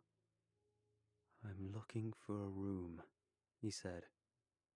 His voice was low and raspy, like he hadn't used it in a long time. I hesitated for a moment. There was something about this man that made me uneasy, but I couldn't just turn him away. After all, that's what I was here for. "Of course," I said, forcing a smile. "We have a few rooms available. Do you have a reservation?" The man shook his head. "No, I just need a place to rest for a few days. I've been traveling for a long time." I raised an eyebrow. It was unusual for someone to just show up without a reservation, especially at this time of night. But I didn't want to pry. I didn't want to know any more about this man than I had to. "That's no problem," I said, grabbing a key from the drawer. "We have a nice room on the 3rd floor. It's quiet and private." The man nodded, his eyes gleaming in the dim light. "That will do just fine," he said. I handed him the key and watched as he turned to leave. "Enjoy your stay," I called out, but he didn't respond. He just disappeared down the hallway, leaving me alone with my thoughts.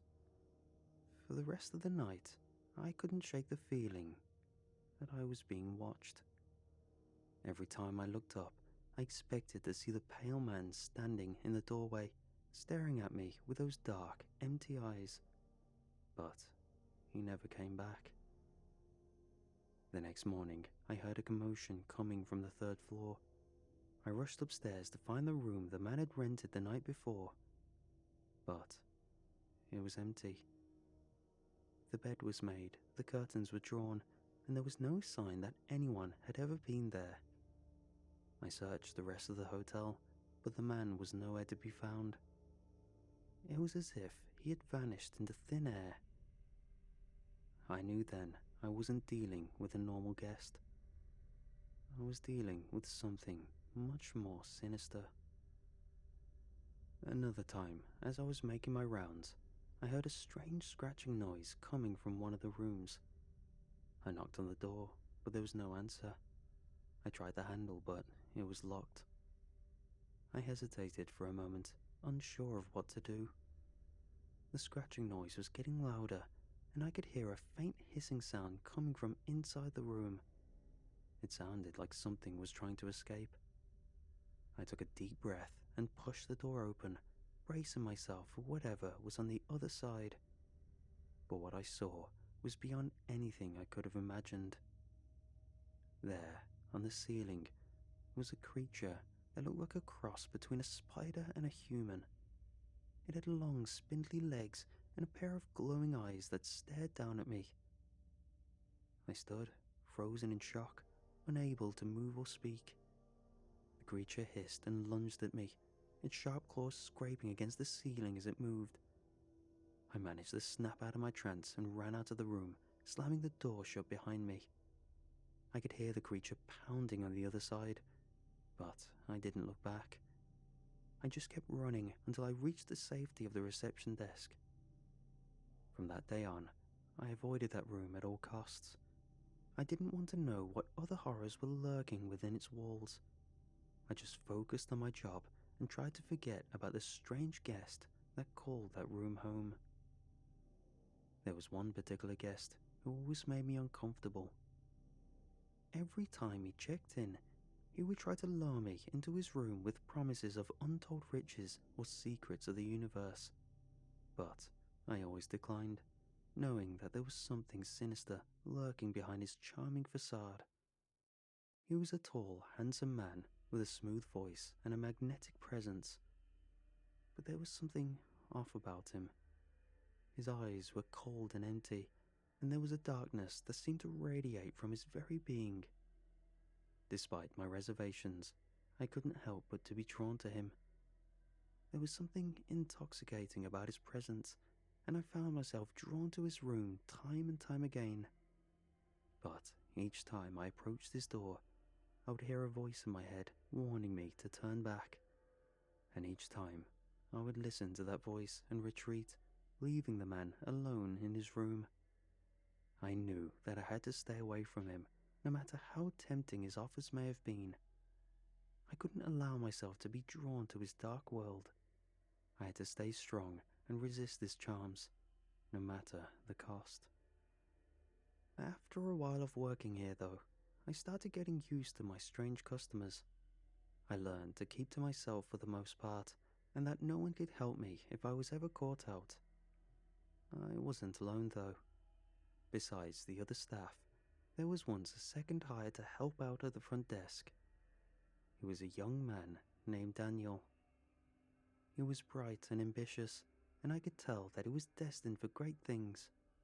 But unfortunately, he wasn't as careful as I was.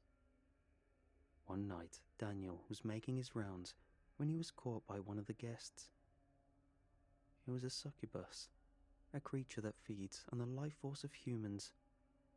It had been disguised as a beautiful woman, and it used its charms to lure Daniel into its room. The succubus played mind games with Daniel, making him believe that he was in control of the situation. It told him that he was special, that he was the only one who could understand its true nature. And Daniel, flattered and entranced, was unable to resist its charms. I can imagine that if I dealt with it first, I would have most likely fallen for the same thing. Let's just say it was very persuasive. As soon as Daniel entered the room, the succubus revealed its true form. The creature was a terrifying sight to behold. It was slender, with long claws and dark red eyes. Its skin was pale and clammy, and its mouth was filled with horrific teeth. I don't know exactly what happened, but I heard Daniel screaming for help from one of the rooms, so I ran to see what was going on. But by the time I got there, it was too late.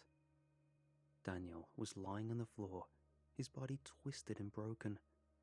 The place was in shambles, as if a natural disaster had been entirely located in that room, and the succubus was nowhere to be found. When I asked management about what had happened, they told me that Daniel didn't exist. They said that I must have been imagining things, that the scream I heard was just in my head. But I knew the truth. I knew that Daniel had been real, and that he had suffered a terrible fate at the hands of one of the strange guests. I couldn't help but feel guilty about what happened to him.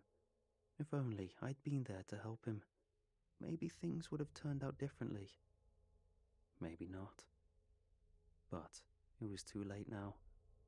All I could do was learn from his mistake and be more careful in the future. One of the regular guests at our hotel is a strange and unsettling creature that reminds me of something out of a Lovecraft story. It has an elongated and exaggerated body and many writhing tentacles that seem to blur in formless ways like an aura, and it moves in a way that is both graceful and terrifying. Despite its fearsome appearance, the creature is actually quite harmless. It is a bit of a prankster, and it loves to mess with people's senses. It can change its shape and size at will, and it can make itself invisible or even appear as something else entirely. I have had several encounters with the creature, and each time it has left me feeling disoriented and confused. It has the ability to manipulate my perception of reality and time, and it can make me see and hear things that aren't really there. It is like a living hallucination, and it is both fascinating and unsettling. Despite its strange and terrifying powers, the creature is actually quite timid and shy. It is rarely seen by anyone other than the staff, and it is usually content to stay in its own room. It only comes out to play when it is feeling particularly mischievous, and it usually disappears as quickly as it appears. Despite its unusual and unsettling nature, I've come to see the creature as more of an annoyance than a threat. It is not aggressive or dangerous, and it rarely causes any real harm. It is more of a nuisance than anything else, and I have learned to ignore it and go about my business. But even though the creature is not a threat, I can't help but feel a sense of unease whenever it is near. Its presence is unsettling and disorienting, and it reminds me of the vast and unknowable horrors that lurk beyond our understanding. It may be harmless, but it is also a reminder of the darkness that lies at the heart of the strange hotel, and I sometimes question its motivations when it's pulling one of its pranks, and wonder what it's doing while the staff are disoriented. Something I learned was that I had to deal with the strange and often inexplicable rules put in place by management. They were a mysterious group, always shrouded in secrecy and never seen in person. The memos were faxed by an ancient-looking machine that never seemed to need filling and always worked perfectly. An anomaly in and of itself, if you know what dealing with printers and such are like. One of the most puzzling rules was that we were not allowed to ask any questions about the guests. If a guest requested something strange or unusual, we were to fulfill their request without hesitation or curiosity. It was as if management didn't want us to know anything about the guests or their true nature. Another rule was that we were not allowed to enter certain rooms, even if they were unoccupied. These rooms were always marked with a red sticker on the door, and we were warned that severe consequences would befall anyone who dared to enter them. But despite these strange rules, I continued to work at the hotel, drawn by the strange and supernatural occurrences that happened there. I couldn't help but feel a sense of excitement and wonder at the thought of encountering one of the guests and experiencing their otherworldly powers firsthand. And yet, I knew I had to be careful. I'd seen what happened to Daniel, and I didn't want to suffer the same fate. I had to be vigilant and always on my guard, lest I become the next victim of the guests that temporarily call this hotel home. Despite the challenges and dangers of working at the strange hotel, I've had many pleasant experiences with the guests that frequent this place. Some of them are fun and friendly, and they make my job enjoyable and rewarding. One of my favourite guests is a mischievous fairy who loves to play pranks on other guests and the staff. She is always getting into trouble, but she's so charming and cute that it's impossible to stay mad at her. She has a knack for making people smile, and she always brightens my day when she comes to the front desk. I remember one time when she snuck into the kitchen and spiked the chef's coffee with a potion that made him dance uncontrollably. It was hilarious to watch, and even the chef couldn't help but laugh. But then she got into trouble with my manager, and I had to help her apologize and make amends. Another guest that I enjoy interacting with is a ghost who haunts one of the rooms. He is friendly and gentle, and he loves to tell stories about his life and his time in the hotel. He's a great listener, and he always has a kind word to say to me when I'm feeling down. I remember one time when I was feeling particularly stressed and overwhelmed, and he came to me and offered to help. He suggested that we go for a walk in the hotel's gardens, and he told me stories about the history of the hotel and the people who had lived there. It was a great distraction, and it helped me to clear my head and relax. But my favourite guest of all is a shapeshifter who can take on any form that she desires. She loves to play dress up, and she often comes to the front desk in the guise of famous celebrities or historical figures. She's always full of surprises, and I never know who or what I'll be talking to when she arrives. I remember one time when she came to the front desk in the form of a beautiful princess, and she asked me to help her find a lost tiara. I was skeptical at first, but she was so convincing that I couldn't help but believe her.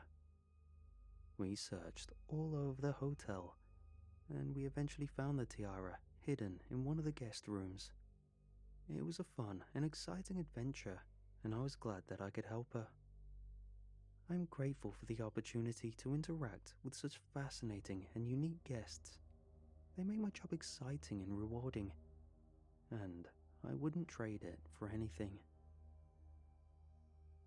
I talk confidently now, and that's because of experience.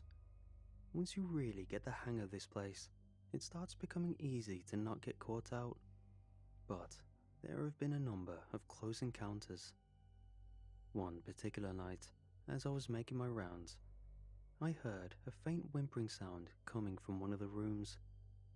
I followed the sound, and soon I came across a small child sitting on the floor. She looked up at me with big, innocent-looking eyes and asked me for help. I was immediately drawn to the child, feeling a surge of compassion and protectiveness. I asked her what was wrong, and she told me that she was lost. She said that she had wandered away from her parents and that she didn't know how to find them. I felt pity for the child, and I decided to help her. I asked her if she knew what room she was staying in, but she shook her head. She said that she didn't remember and that she was scared. A wave of unease washed over me. Something about the child didn't seem right. She was too calm and collected for a lost child. Her eyes seemed to be glowing faintly, and she moved in a strange way, almost drifting rather than walking. But despite my misgivings, I couldn't bring myself to abandon her. After all, you couldn't judge people here on their appearance. I decided to take the child to reception, where we could look up her parents' information and help her find a way back to them. But as soon as we reached the hallway, I realized that something was very wrong. The child was attached to a long, slender tail, like the kind used by anglerfish.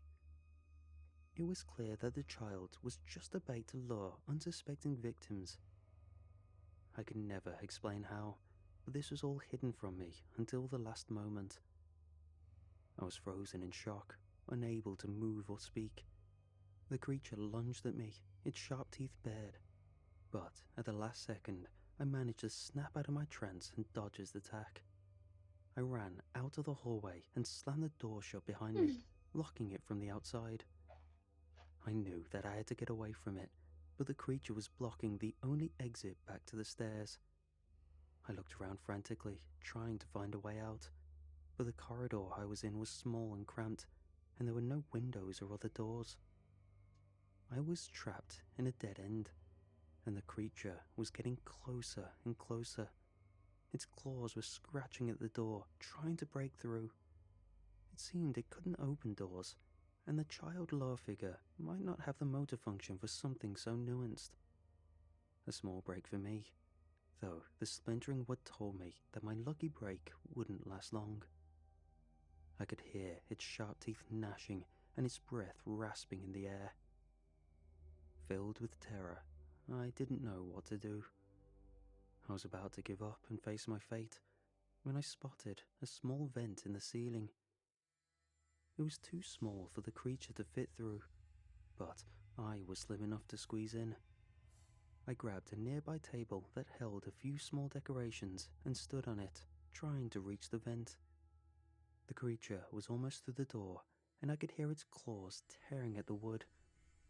I had to act fast. I managed to unlatch the vent and push it open, and I scrambled up into the air duct. I could hear the creature bashing at the door, and its shrieks were louder and more frenzied than ever. I knew that it was angry and frustrated that it couldn't get to me. I crawled through the air duct as fast as I could, trying to put as much distance between me and the creature as possible. I didn't know where I was going, and I didn't care. I just wanted to get away from that terrifying monster. After what felt like forever, I finally emerged from the air duct and collapsed onto the floor of the reception. I was exhausted and terrified, but I was also relieved that I had survived. I knew that I had to be more careful in the future and to always be on my guard regardless of appearances.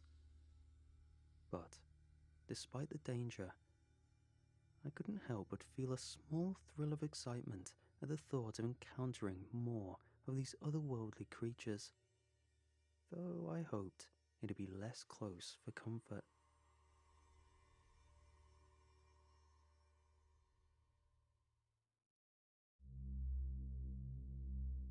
Speaking of, the reception area of the hotel is a strange and fascinating place. It is the first thing that guests see when they arrive, and it is the hub of activity in the hotel.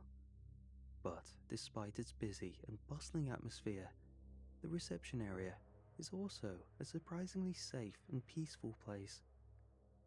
I have noticed that the more aggressive and dangerous guests tend to avoid the reception area. They seem to sense that it is a place of calm and tranquility, and they prefer to stay in their own rooms or roam the halls. This means that the reception area is a relatively safe space for the staff, and we can relax and unwind there without fear of being attacked. But despite the relative safety of the reception area, we can't stay there all night. There are many mandatory tasks and duties that we have to perform, and these take us out of the safety of the reception area and into the more dangerous parts of the hotel. For example, we have to inspect the rooms and make sure that they are ready for the next guests. This means that we have to go into the rooms and look for oddities, and this can be risky business. Some of the rooms are inhabited by aggressive or dangerous guests, and we have to be careful not to disturb them or provoke them in any way. We also have to deal with the guests' possessions. Many of the supernatural guests have items that are too powerful or dangerous to be left unguarded. Desired items that other guests might want to pinch for mischief, or worse. It is our job to make sure that these items are stored safely, and that they are not misused or stolen. This can be a challenging and dangerous task, especially when the guests are unpredictable or volatile. As the main hotel clerk, I have a variety of tasks and responsibilities that I must perform on a day-to-day basis. Some of these tasks are routine and mundane, while others are more challenging and exciting. Here are some of the examples of the tasks that I have to perform. Check guests in and out. This is perhaps the most important and essential task that I have to perform. I have to greet guests when they arrive, and I have to make sure that they have everything they need. I also have to collect payment and make sure that the guests are satisfied with their rooms. Do laps around the hotel. Another important task that I have to perform is to do regular laps around the hotel. This involves walking around the hotel and looking for any oddities or anomalies that might need to be dealt with. I have to be alert and vigilant, and I have to report any issues or problems to my manager. Deal with the guests' requests and complaints. As a hotel clerk, I am the first point of contact for guests who have requests or complaints. I have to listen to their concerns and try to resolve any issues that they might have. This can be challenging, as some guests can be demanding or difficult to deal with. Handle requests for food and drink. One of the more challenging tasks that I have to perform is dealing with these requests. Some of the guests have very strange and unusual taste, and they often request food and drink that is difficult to find or prepare. Fortunately, our chefs are incredibly skilled, and they seem to be able to make any order, no matter how insane. Handle emergencies and security issues. In addition to dealing with routine tasks, I also have to be prepared to handle emergencies and security issues. In a normal setting, this would be dealing with medical emergencies, fires, or other disasters. But for me, I mainly have to make sure that the hotel is secure and that the guests are safe. Work with other staff members. As a hotel clerk, I am part of a team, and I have to work closely with the other staff members. This includes working with the cleaners, the maintenance staff, and other clerks. We have to coordinate our efforts and make sure that the hotel is running smoothly and efficiently, while minimizing loss. A challenging aspect of my job is dealing with the most difficult guests. These can be guests who are demanding, rude, or uncooperative, and they can be a real handful. But with this job, it could really be the widest variety of dangers, examples of which I've already mentioned. Report everything to management. As part of my job, I have to report everything that happens on shift to the management group. They've provided us with an archaic system for doing this, and I have to make sure that I use it correctly and accurately. This can be a time-consuming and tedious task, but it is an important part of my job. Keep the hotel running smoothly. Ultimately, my goal as a hotel clerk is to keep the hotel running smoothly and efficiently. This means that I have to make sure that everything is in order, and that all the guests are happy and satisfied. I have very little interaction with a mysterious group we staff know as management. This group seems to be in charge of the hotel, but I have never actually seen any of its members in person. Instead, they communicate with us through messages that are sent through the archaic systems they have provided. These messages are often vague and cryptic, and they can be difficult to decipher. They usually tell us what we need to do for the day or week, but they never provide much in the way of explanations or details. This can be frustrating, as it makes it difficult for us to understand what is truly expected of us, or the dangers we'll face during that shift. Despite this, we have to follow the instructions to the letter. We have no choice but to do as we are told, and to trust that they know what they are doing. It's an unsettling feeling to be working for a group that we know so little about. Sometimes this makes me wonder what the real purpose of the hotel is and what role we really play in it. I wonder if management has some ulterior motive, or if they are a group of eccentric and supernatural individuals. I don't know the answer to these questions, but I do know that I'm grateful for the job that they have given me. Though I really shouldn't be sharing anything at all about this place. The information I've provided thus far puts no one at risk, so it's kind of a grey area. But there are some things I can't talk about. I have access to many secrets and hidden knowledge unknown to the modern world. One of the most intriguing things I will share, though, is that I have come across a failsafe that is hidden away in the depths of the hotel. I have never seen it used, and I don't even know what it does. But I have read that it is only to be used in the most dire of circumstances. The failsafe is a small, unremarkable looking device that is hidden in a secret compartment in the hotel's basement. I have been instructed to never touch it and to never tell anyone about it. But despite the warnings, I can't help but be curious about it. I have no idea what the failsafe is or what it does. I've heard rumors that it can activate some kind of security system, or that it can seal off the hotel from the outside world, or that it takes the hotel away someplace far off, maybe even off-world. But I have no way of knowing for sure, and the management is tight-lipped about it. Despite my curiosity, I have never been tempted to use the failsafe. I know that it is only to be used in the most dire of situations, and I have never faced a situation that warrants its use.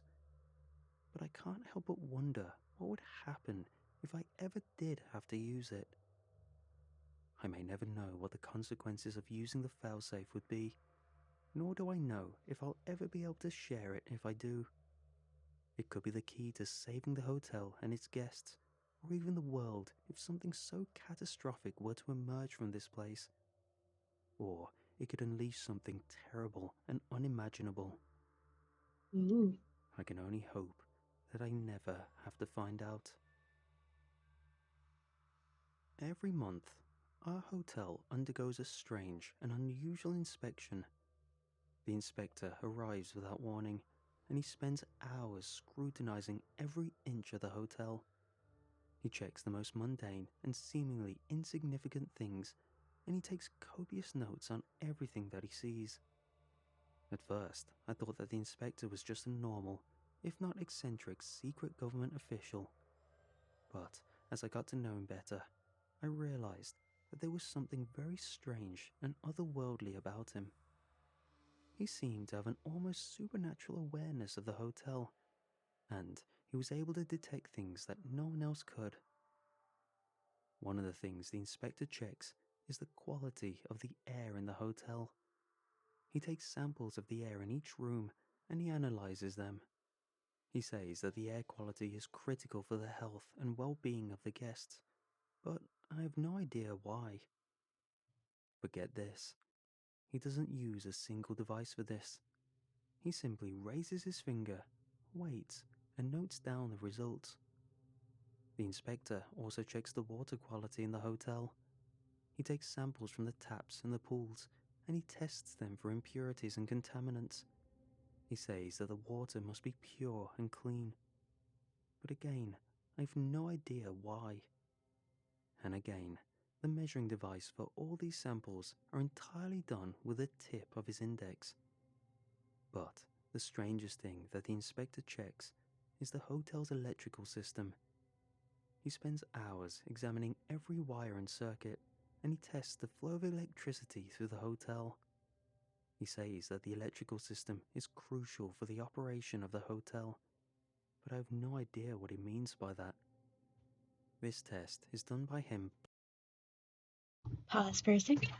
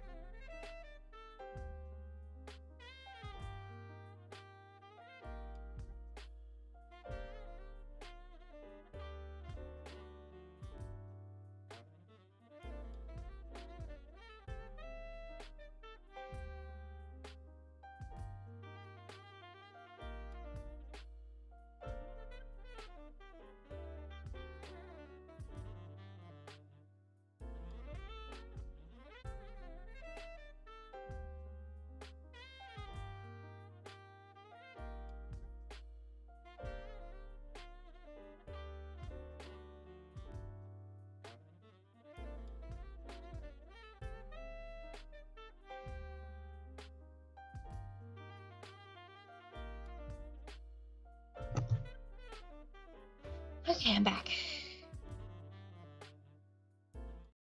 Thank you, Spotify. Biting down on certain wires plumbed outside the walls connected to certain loops.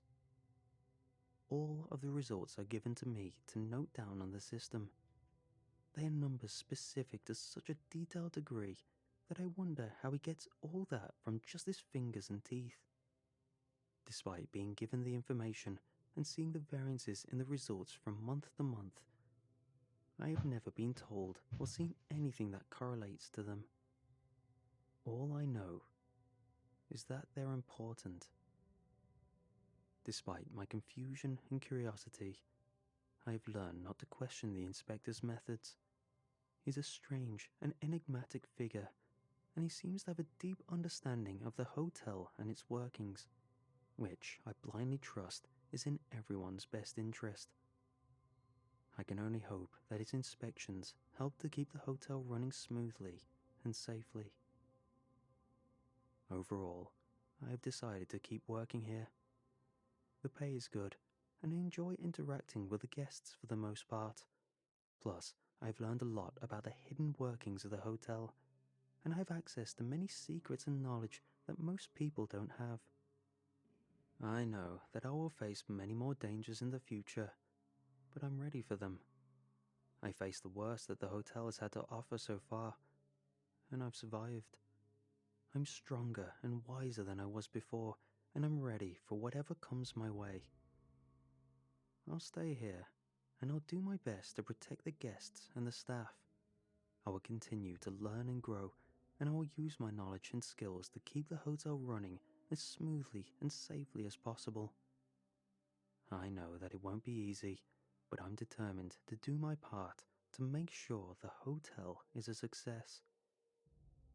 I am proud to be a hotel clerk at the Hotel with Strange Guests, and I'm grateful for the opportunity. It may be perilous, but it's also fascinating and exciting. I will do my best to make the hotel a safe and happy place for all of its guests. What a nice ending. That one wasn't scary. That one's a premise to a cool cartoon.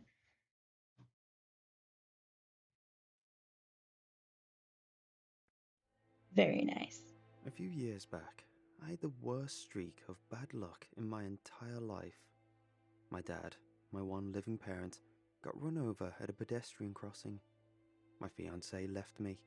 I lost my job at the warehouse, and I had to Oh, move to progress the check. outskirts All of right. town because of a sudden rent Boop. spike. My one stroke of good luck was my All right. Our progress check is that I've spent almost 2 hours and 20 minutes trying to fix these arms, and I'm almost done. And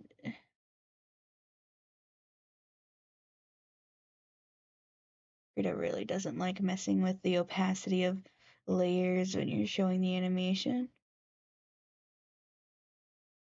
We have one more to do. Yeah, one more frame and then we're done. At least with this section of this project.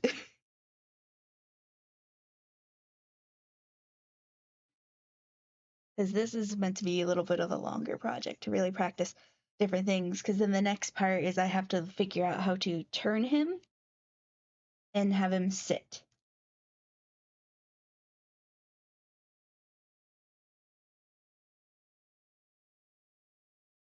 And that's going to be probably a different streams project, given that I've spent so much time on just trying to get the arms finished.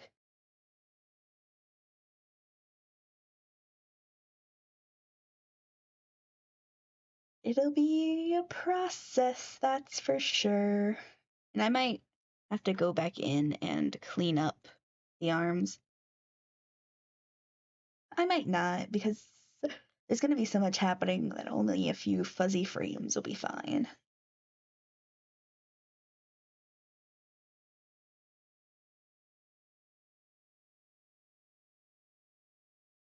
That's looking good. It runs good.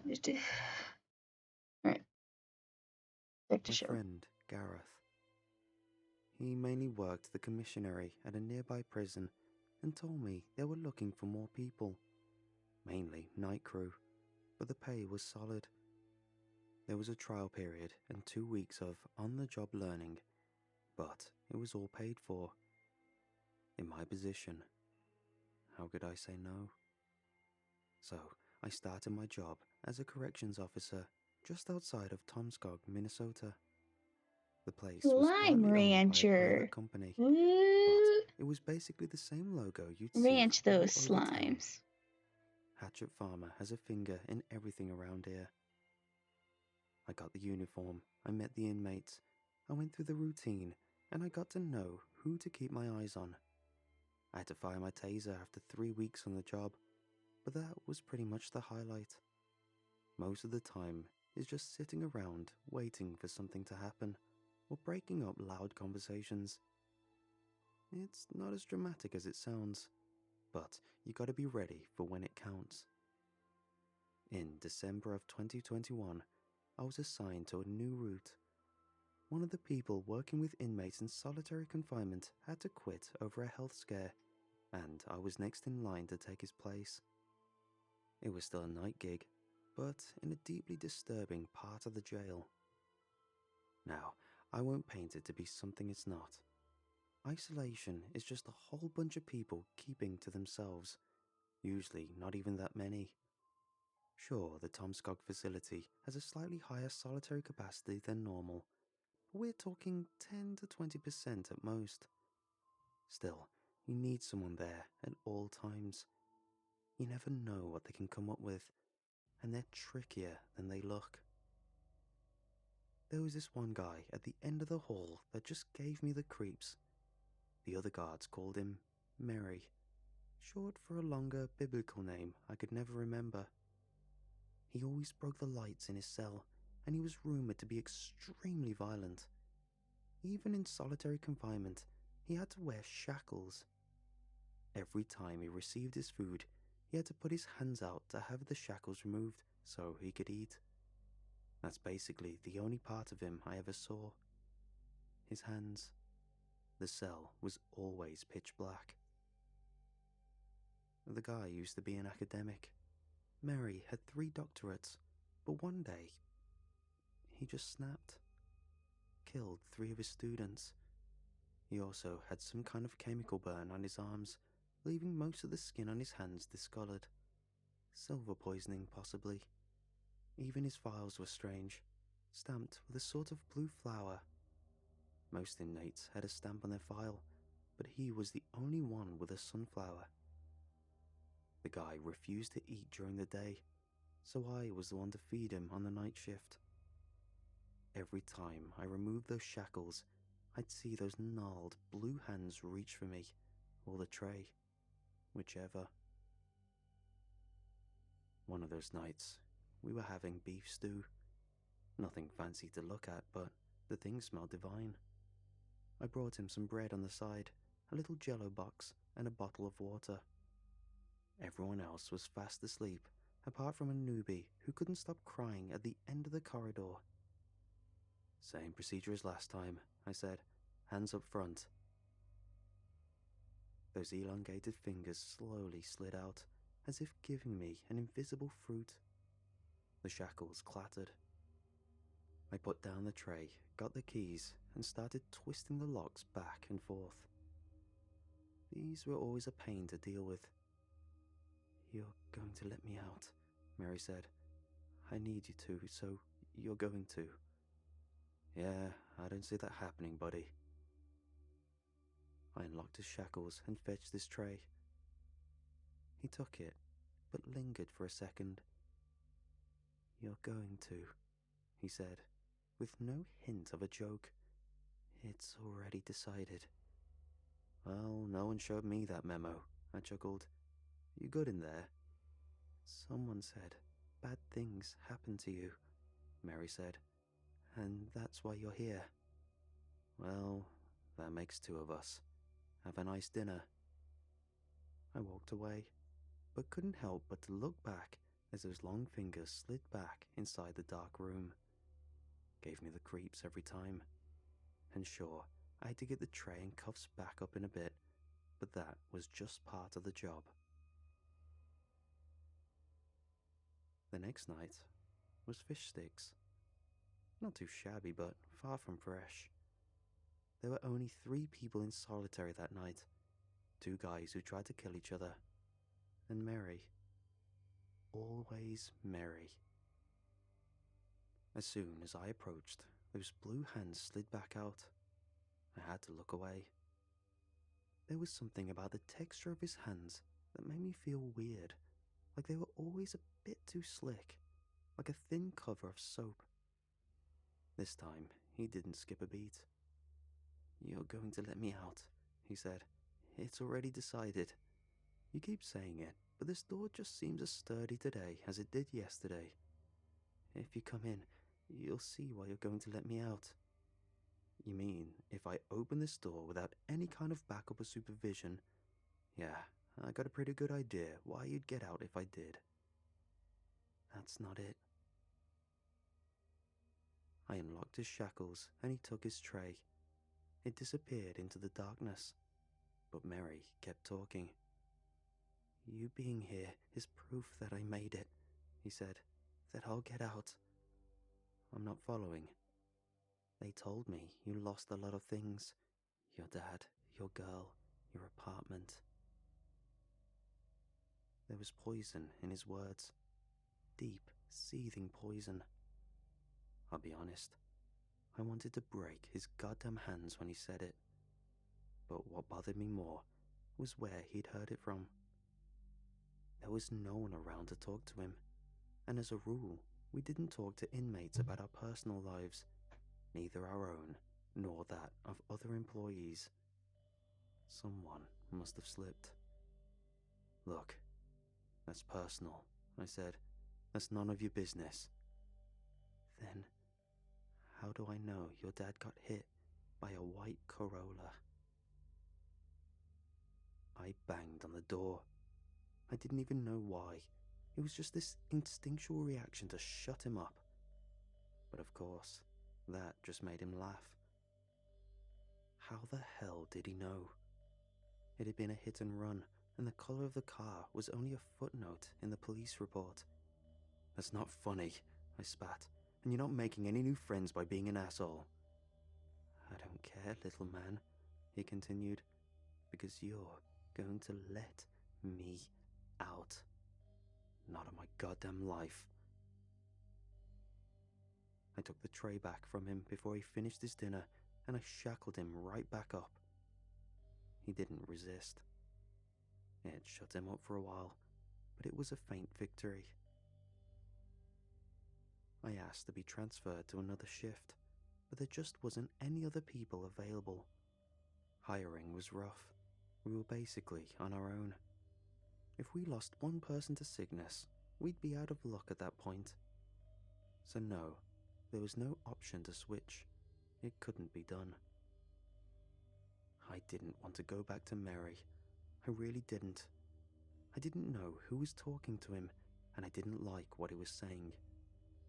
I checked and double-checked, and there was no mistaking that white Corolla. It had gone 60 on a 30-mile-per-hour street and killed him on impact, before disappearing down a dirt road. The thing was just gone. The police said it might have been deliberate, that it was too fast to be an accident, and in my mind's eye, I could see blue hands on the steering wheel.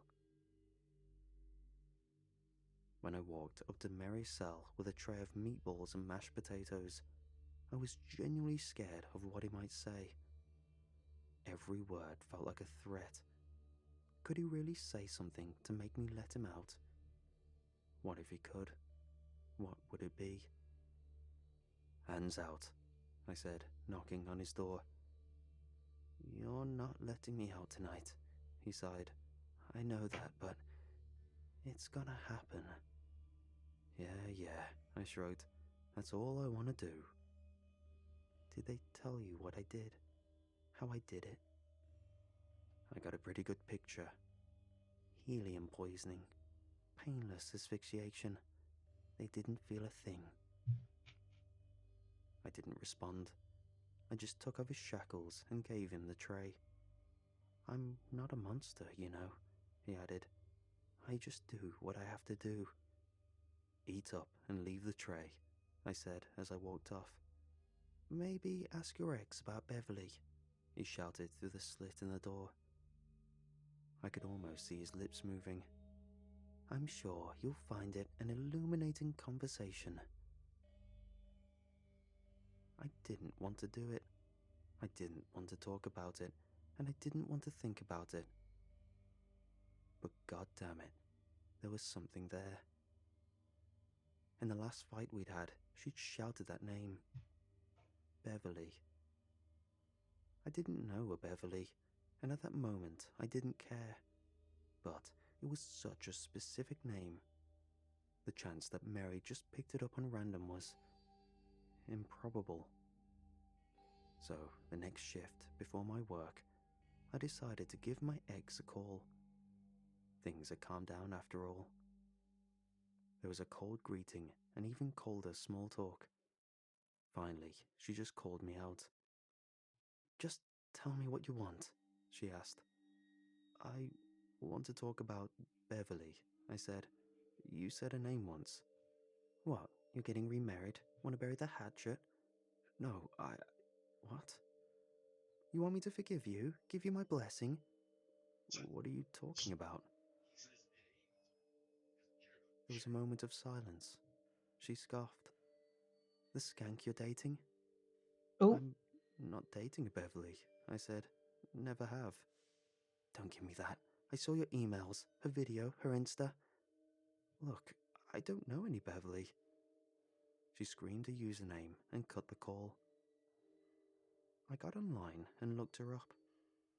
Beverly was maybe 8 years younger than me, and absolutely stunning. She'd only been active for a few months, where she uploaded a sort of daily video blog. It was heartbreaking. In every post, she talked about the issues of being the other woman. A vlog kind of thing. Daily outfit posts, memes, a sort of strange mix. This is the woman she thought I'd been involved with through some kind of email? It didn't make sense.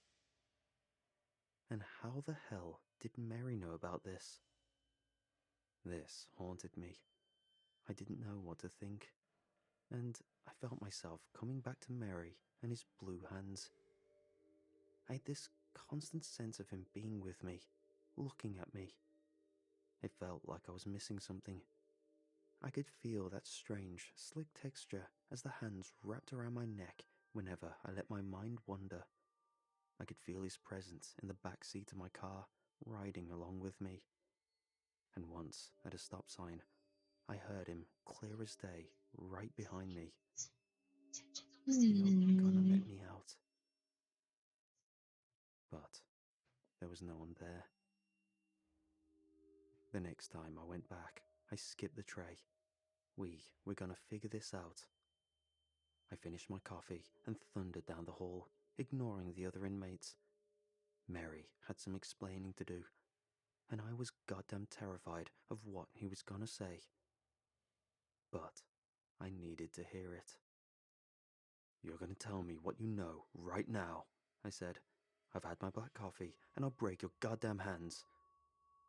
ooh. You let me out, and it'll all be clear, chuckled Mary. I promise. It's kind of written on the wall at this point. I smacked my nightstick against the door. No more games. Then come in. Teach me a lesson. Open the door. I calmed down. Maybe this was how he got to me. Tricking me. That wasn't gonna work. No way. Your shift starts at 10:15, Mary said. You take your black coffee, and you came here first thing you did. Hold on. He shuffled off into the back of the cell. There was a strange scratching sound, and he was gone for a solid minute. I just listened, trying to figure him out. I shone a flashlight inside, but he'd hung up a sheet over the slit in the door. I couldn't see anything without going inside.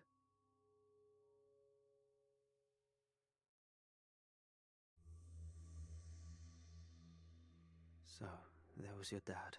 You reacted to that. Then a Beverly. That worked. What made you lose your last job? Was it? Let's say a failed drug test. Yeah, that'll work. What the hell are you talking about? And you don't do drugs? Probably some kind of error. Maybe a few. Poppy seed pastries for breakfast. Those things can give a false positive. I just stood there, mouth wide open. The morning of the mandatory drug test, I'd had 3 pastries with poppy seeds. The bakery down the street were giving them away as a promotional event. I got this awful pit in my stomach, like it knew more about me than I did. Like it was about to tell me something horrible. Like it was standing right behind me, just soaking up my fear. So what brought you here? I'll have to figure that out later. Maybe you know someone here, he continued. Shut up, I said, hitting the door. I'm telling you to shut up. I looked over my shoulder. There was no one else here. Why was I feeling watched? Calm down, Mary said. We're getting to the end. You're about to let me out. Never, I spat. You're gonna rot in here. Don't you understand? He yelled back. The fact that you're here proves that I'm right. How? How does that make any goddamn sense? And then he told me everything. Mary, or Meridian, was given an opportunity.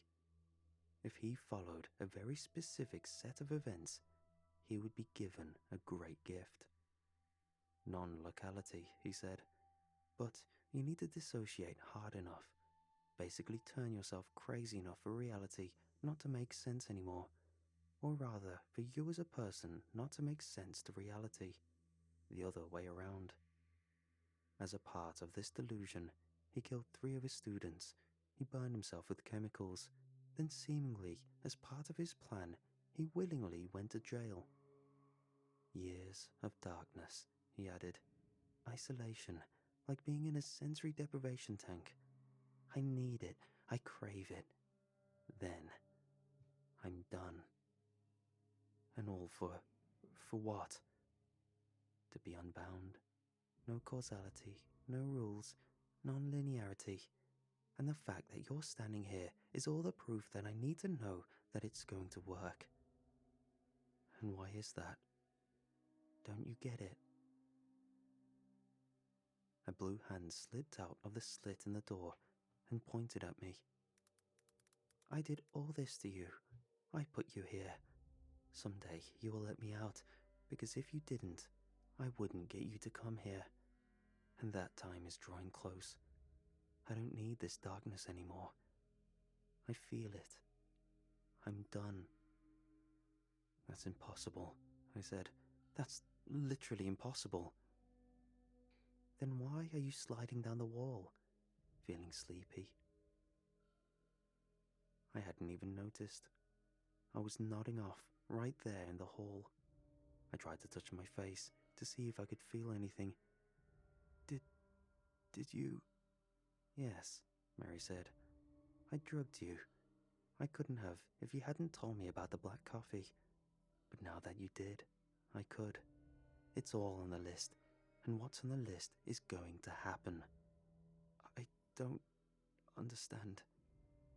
Imagine you could travel through time, he chuckled. Not today, but someday. And you promise yourself that you're going to put a rose outside your door on this very day, in this very present. And when you open your door, the rose is there. Then you would know that you're gonna get that power. You know that you will come here someday. Then it all comes down to strength of will, to force yourself to remember all that you're going to do, and in the correct order. That's not... An image flashed in my head. Blue hands on the steering wheel of a white Corolla, a man paying the bakery to promote some pastries, a woman being paid for a bit of internet theatre by an unknown benefactor. There were dozens of people standing at the end of the hallway. Thin, emaciated men. Men with long fingers and blue hands. I blacked out. I woke up in the staff room with a nurse looking into my eyes. They gave me a checkup and sent me home to rest up. They gave me a few days off just to make sure. I didn't know what to say. I had my keys, How do and I Mary do? was still in his cell. If I was the one to let him out, all I had to do to make sure that didn't happen was to stay away. That'd ruin his plans. So, taking a few days off seemed perfectly fine.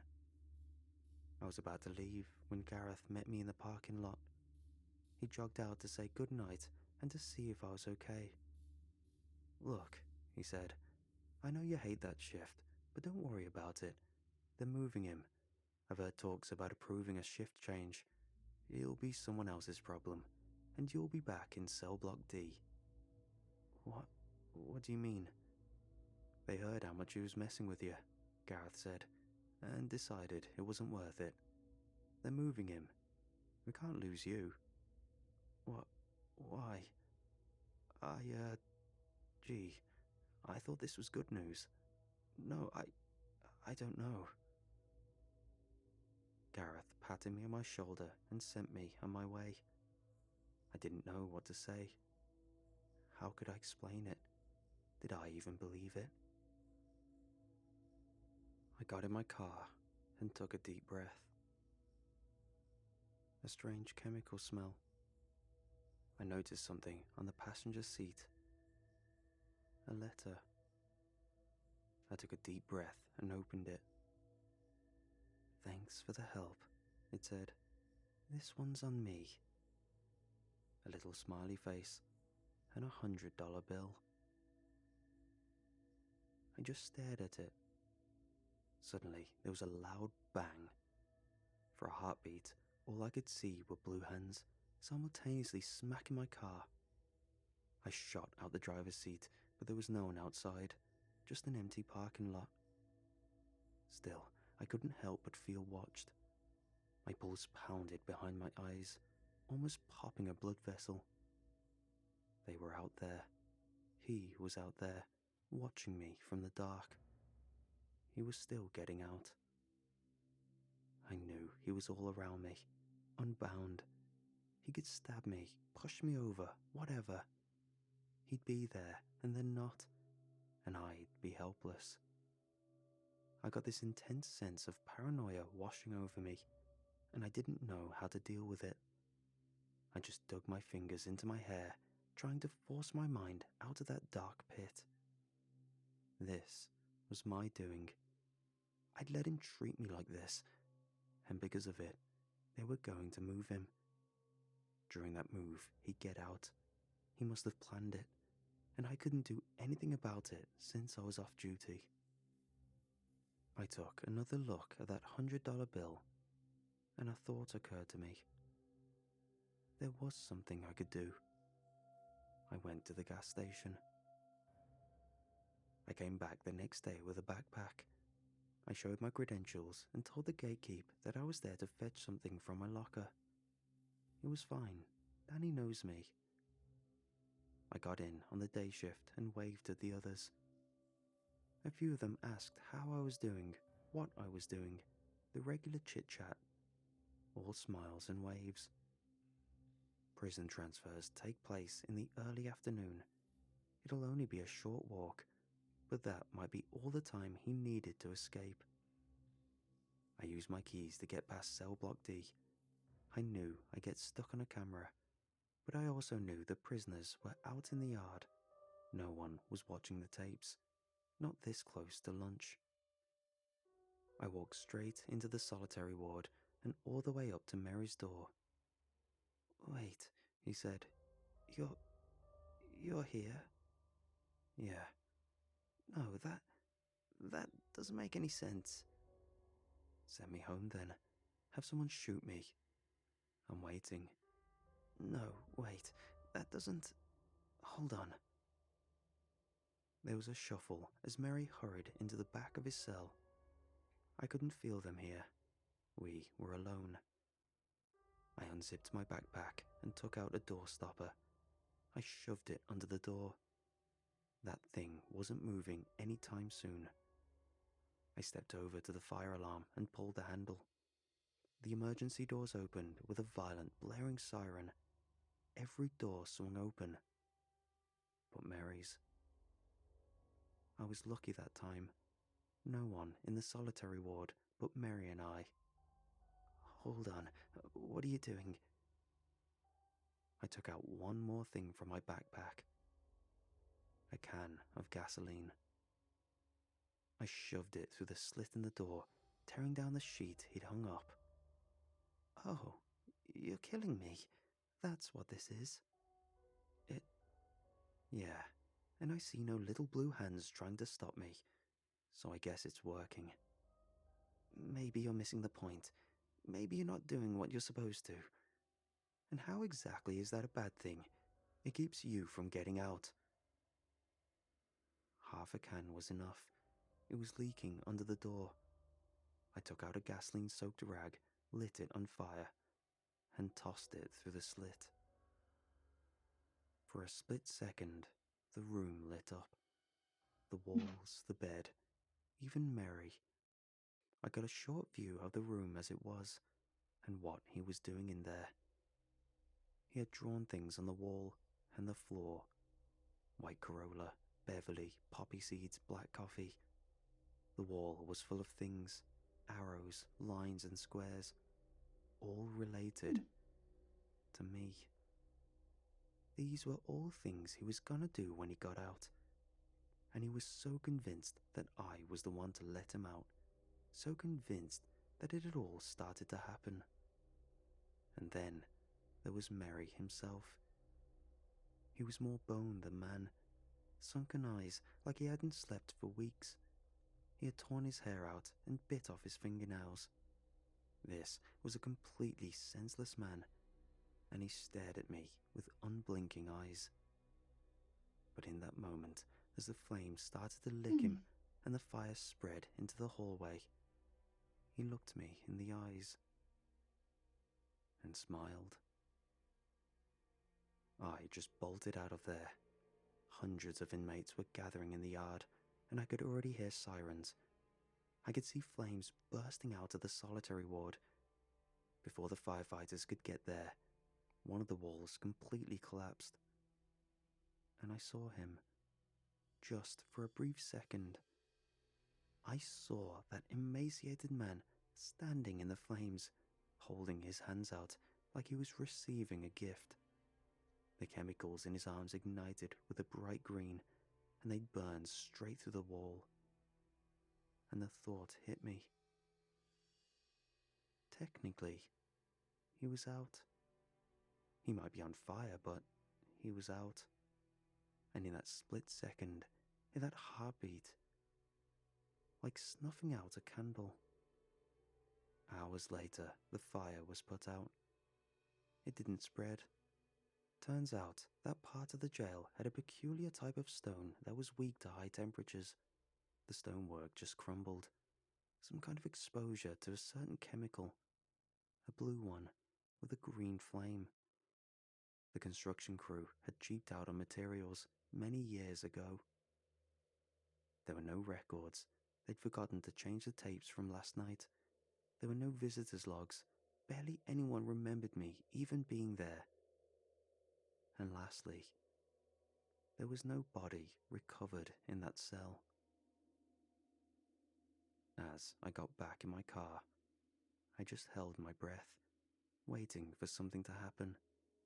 A knife at my throat. Possibilities passed through my mind. In another place, it all really happened.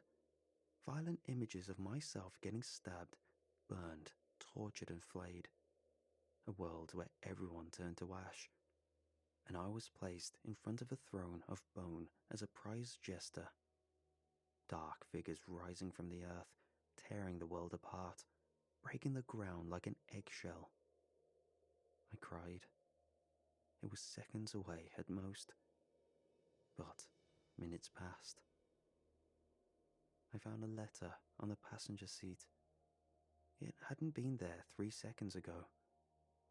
It took me a solid 15 minutes to work up the courage to open it.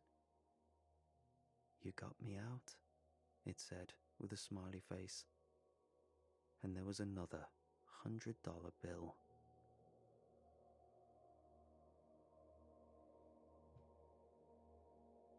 I already listened to that one, but it was a good one, so I was happy to listen to it again.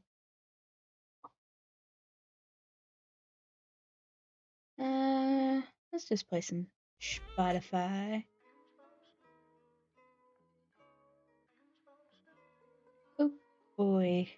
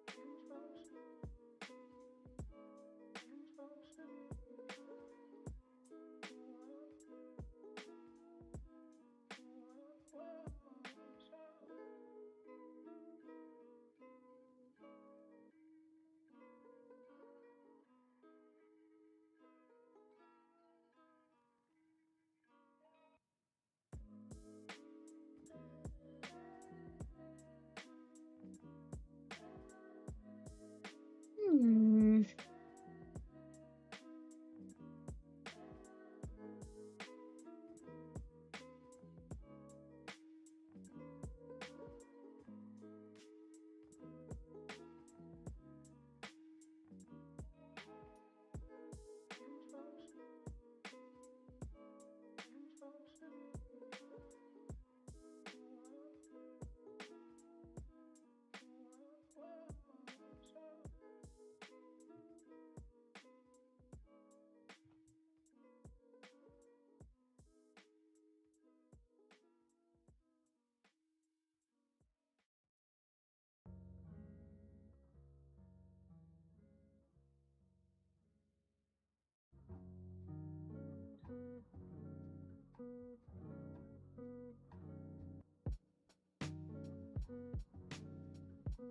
Hmm.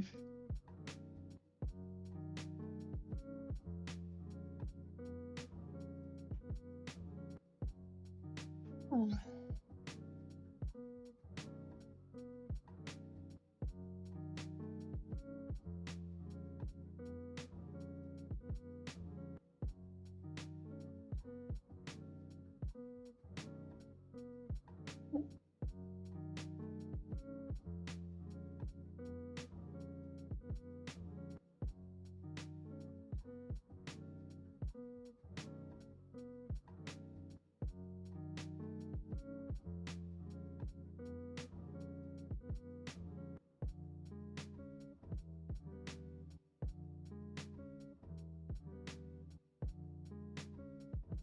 It's gonna be a lot of work to get to this next part of the animation.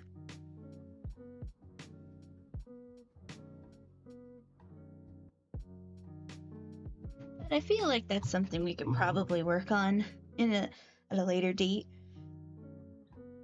I put in 3 hours of work.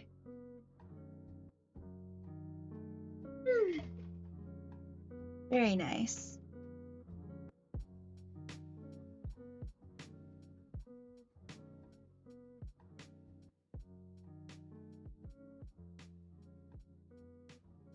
Takes time to do work, and if it's taking me 3 hours to redo, what was it, like 33-ish frames of animation just for the arms? Oh boy, do I still have a lot of learning to do. but we still at least planned out the next little bit of the animation. So this is right now my longest running animation project that I have, which is good because that means we're slowly getting to a point where I'm doing more work in my animation. It's not colored by any means. We'll do a colored animation once I finish this project, I think.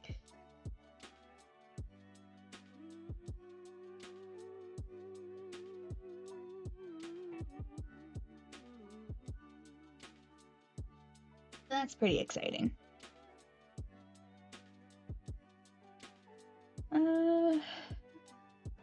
But I think I'll kind of write out these last 9 minutes, because my brain's a little fried, but I did what I said I did. I spent today practicing animation. 3 hours of work later, and I've achieved not that much. But that's kind of how animation is. You kind of just spend a lot of time on it and slowly get your results. I'm only one person, so I only expect so much to get done in 3 hours, assuming that sometimes animation takes years to make. And I've only spent probably like, what is it? I think Krita can tell me how long I've spent on this file. Yeah, there's only like 5-ish hours on this animation according to Krita. So I'm gonna say there's 6 hours spent on this animation so far, which feels unreasonable to me, but at the same time, I don't know how long animators spend on a project. I only have reference to how much time artists spend on like illustrations. And so yeah, because I know like Hazbin Hotel, which is a big reference point for me, took several years to make their pilot. And I think that's going to be kind of the same case with my project, or like our group project we have going on at the Garden Mouse team. But that's just kind of how it's going to be. And with right now we only have one confirmed animator for now. It's going to be it's definitely going to take its time for sure, but I'm here for it. I'm here to have that kind of fun and excitement, to slowly grind out the concept of just hours upon hours of content that's only like seconds long. But that's just where we're at, and I'm okay with that. And let's go back to it. Let's go back and just keep it playing. The animation slows down when I'm not on Krita, but we got it. And like, if we look at it, let's see, 24 frames per second is your basic animation. I have only 2 seconds of animation framed here. Only 2 seconds, and I've spent 6 hours on it. But when I kind of, with my basic understanding of animation, typically animation is only assigned by seconds, not like by scenes. Because, well, realistically, scenes are seconds in a longer piece of film, but you only gotta do seconds at a time. And 6 hours on a no-color animation is so far a lot. 2 seconds is a long time right now, and I was thinking of doing animated story things for my YouTube channel. No, we're gonna be doing a lot of practice before we can do that. Maybe I'll even do storytime animation as a way of practicing, even, because I haven't even started learning how to like do voice syncs, lip syncs. So that'll be something we have to do. So that'll be a entirely different project, because I'm still just working on doing body movements, which would be something I could also do in a story time animation. We got things in the future. Oh boy, but right now are just sinking time into learning, and that's just how it goes. You don't become a good artist unless you sink the time into it. That also applies to animation and every form of art out there. We've done a few animation projects at least on different streams, so it's not like I've not sunk a little time into it. But like most things, they say 100 hours is like your proficiency at something, and I've probably sunken in only like 10, like in the teens. I feel like I'm in the teens when it comes to how much animation I've actually done hour-wise. So we still got a long way to go before I really do it. I will say I have sunk over 100 hours into the streaming thing, which is really exciting. 3 hours a stream stacks up pretty fast. I know just this last 28 days, I've already streamed like 50 some hours, so yeah, streaming is definitely a good way to show some progress in my skills. Especially when my skills right now are animating a very simplistic shaped creature that's meant to be a badger named Bipster. But that's all well and good, because that means we'll eventually get into doing other things like actually animating the characters, which is kind of the next plan, because as great as it is animating Bipster, I'm going to have to actually start practicing animating people, not humanoid badgers. So that'll be fairly exciting. I'm also rambling a little bit, kind of getting some thoughts out because I didn't really talk this whole stream. I only played creepypastas because I don't really have much thought happening when I'm animating. It's just head empty, do thing. It's actually kind of relaxing. It's not stressful to animate. It's more stressful to be like, why doesn't this look good? And mostly head empty. So that's nice. Very nice. We're making progress and we're doing the things. And I am here for it because Lord knows I'm going to have to do some storyboarding soon. Oh no. And then so I got to get some skills there. I know, right? I feel like most people don't get empty head on their prod. I wish I had the same cover. Head empty, do thing, make product. And like, I feel like I've not ever animated before, but my understanding of what animation is has been kind of something I've studied for years. Because like, most of my issues right now isn't even the fact that I don't understand. No. It's, does this movement look right? Because that's your basic animator problem, I think. Especially when you've never done it before. Because I can clean it up and make it look nice. But does it move fluidly at 24 frames per second? Like, I understand it's technically a 12 frame per second thing, because animators are lazy like that, and it's also just cost effective like that. But at the same time, that's still a low amount of frames to make move smoothly, or at least having limited understanding. Because there's only so much you can learn off of Skillshare and YouTube, I'm sure. That's also the point of like doing more complicated practices. Like right now, I've graduated from ball bounces to walk cycles. Walk cycles are hard enough on their own, but now I'm mixing it up and adding a turnaround feature to this animation project, which is already hard enough because turning around is a very interesting motion that I will have to get down and understand, because it's a very dynamic bit of movement, especially if it's quick, which quick movements are definitely something I'm going to have to work on.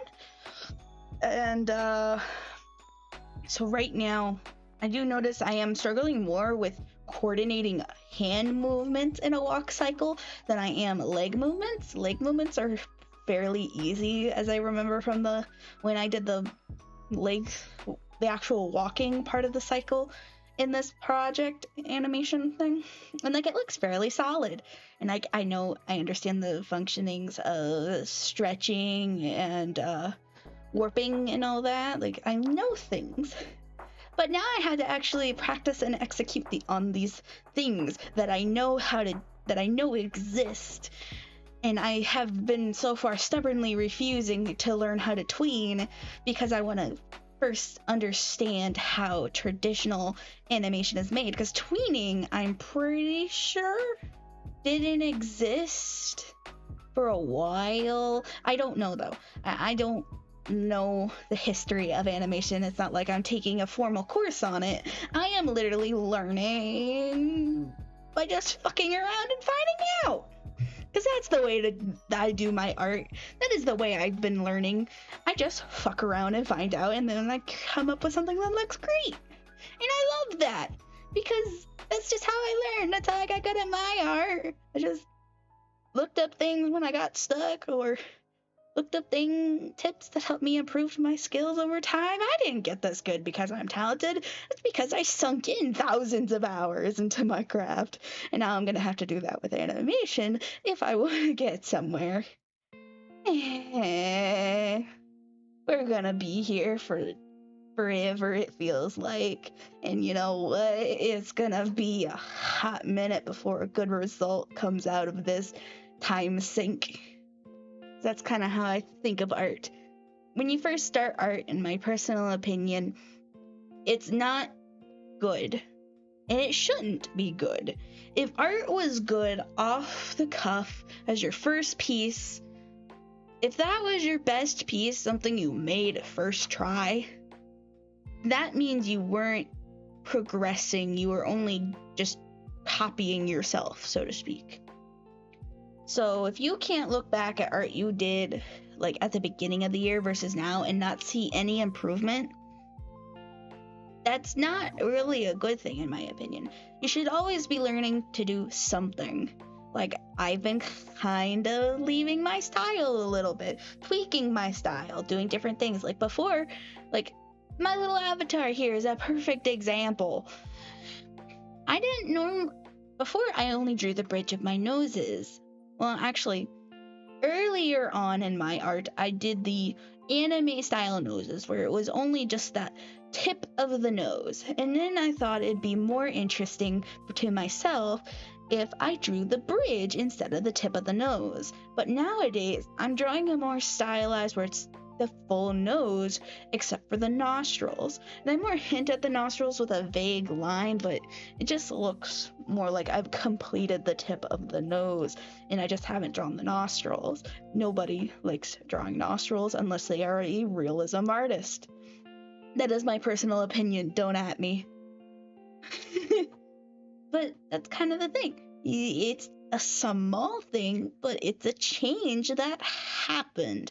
And that's going to be similar with how this animation process is going to be. It's going to kind of look the same quality for a while, but there are going to be small improvements and changes over time that make it overall more appealing and just better all around as I'm learning to do this in my own style, because I'm using my art style, which is very animatable, because I can't do heavy details for some reason. They just don't make sense.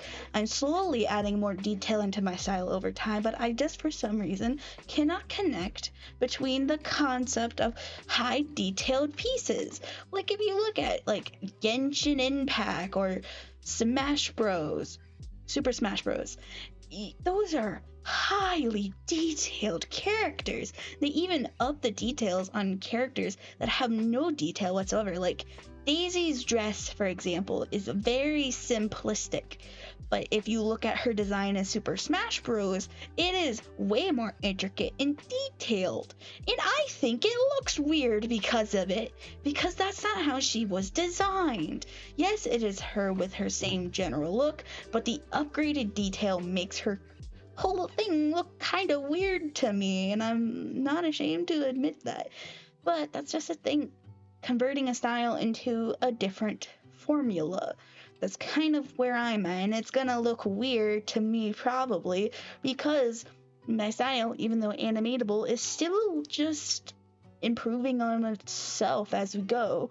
So animation is going to really feel weird in my style because I'm not used to having to think about the logistics of how I draw things. Like, I still am technically figuring out how to draw open mouth. The fact that the open mouth for my character looks nice in a pseudo animation way is still really interesting, because I'm not doing it the same way I did before, which is going to be a really interesting kind of thing to have to work with, having to figure out how my style, which is a very cartoony, low effort style, meets with this animation efforts. And I'm also going to have to figure out if my current method of animating is technically the most optimal way, because I'm animating everything on the same layer for the most part, when I probably, for the sake of time, would be better off animating only specific pieces at a time once the general vibe of my direction is formulated. Because then, if everything is on its own layer, things will be easier to move, tweak, and correct, because then I am able to pick out specific things that are an issue. Which is why puppet animation is probably really popular. Like, if you look at My Little Pony, don't at me, yes, I've seen it all. If you look at My Little Pony, it's done in this puppet animation where every part of the characters are individual pieces that are allowed to move in specific ways. So that way, they're not having to redraw the characters every time. They have set pieces to change, move, and exchange for whatever position they need. And I could realistically do that if I could figure it out. That would be one way to do some puppet animation, and I've been kind of doing it in this stream in my own stupid way. That's cool. Like a stop motion animation, you mean? Stop motion animation is really cool, and I'm happy to see that it's kind of been coming back in the, like, some stuff that has been happening lately. So that's cool. Oh. But it's 3D. Like, do you mean in Blender? Because I know Blender, being a 3D software, has animation tech built into it. And I was going to learn Blender, but then got taken into a project.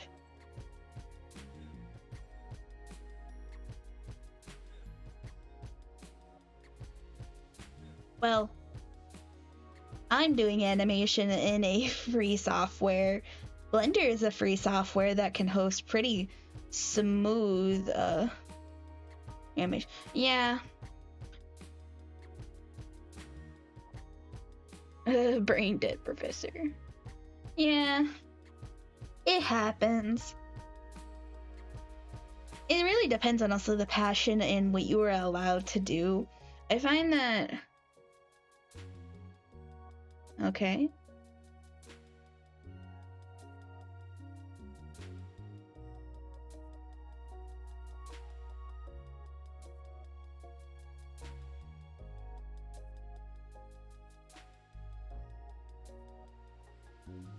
Well, yeah, that's also the power of editing, I'm sure, because they cut out, like, all the problems they have. Or... they probably edit out all the problems they are having in their animation, and or they've been doing it for so long that they just kind of know how things work. Like, I don't understand how sculpting in Blender works. I didn't spend enough time on it to really understand it, but I was able to make something in the end. I don't think I have the piece anymore since I switched laptops, or upgraded laptops, I should say, but I was close to figuring out how to sculpt in Blender, but it wasn't quite working out in the way that I was wanting. That's good. I know with 3D animation that trying to get physics animations to work is like really complicated, which is why like when you kind of compare films from like now versus like Toy Story, you kind of have different things happening, which is kind of like why if you look at the original Incredibles, like I actually remember seeing something about like the behind the scenes for how the first Incredibles was made, and the reason why like all characters had really static hair was because I just couldn't figure out how to make the hair cooperate. So Violet was like one of the first attempts at making a character have long flowing hair, and who had just some funny moments in the behind the scenes of her hair just being an absolute static chaos. And then it's really fun to compare it to like nowadays, where if you look at say from like Moana or Encanto, I forgot the name for a second, but like if you look like at the hair in those productions, they are so lifelike, and that's a combination of a lot of skilled professionals, new software being developed, and then just the time it takes to create the simulations needed to make those types of things make sense and work effectively every time. And that's kind of where I'm at. I am developing an internal database to slowly learn how to do all of this stuff, because realistically, I don't know how to do it, and I won't know how to do it for a while. And it's only I am treating myself like an AI. I have to repeatedly fail to get until I get to the result I want, and then I am rewarded, and then I use that reward to improve further and keep failing. Oh yeah, I know like 3D rendering also takes a lot of time. So the more impactful it is, the stronger of a CPU you're gonna need. For sure. I didn't forget about it, it's just not something I didn't mention, because that alone is its own discussion. Cause like, depending on the strength, I wouldn't even expect to have done anything interesting on my own system when I was just playing around in Blender. Like, there are even times when probably regular animation, just like 2D animation, is hard enough as it is.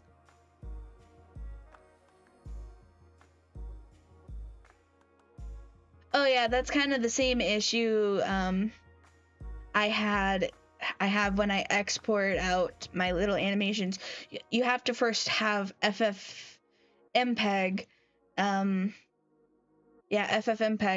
installed, and then make sure you click render as an MP4 and not as images, otherwise you're screwed. I did that my first time, and thank God my animation was short. I couldn't imagine if a professional accidentally did that with hours and with like thousands of frames of animation. That would be a computer space killer. For sure. But that'd also be a really good way to like look at stuff. That takes slideshow animation to a new level. Or flipbook animation to a new level.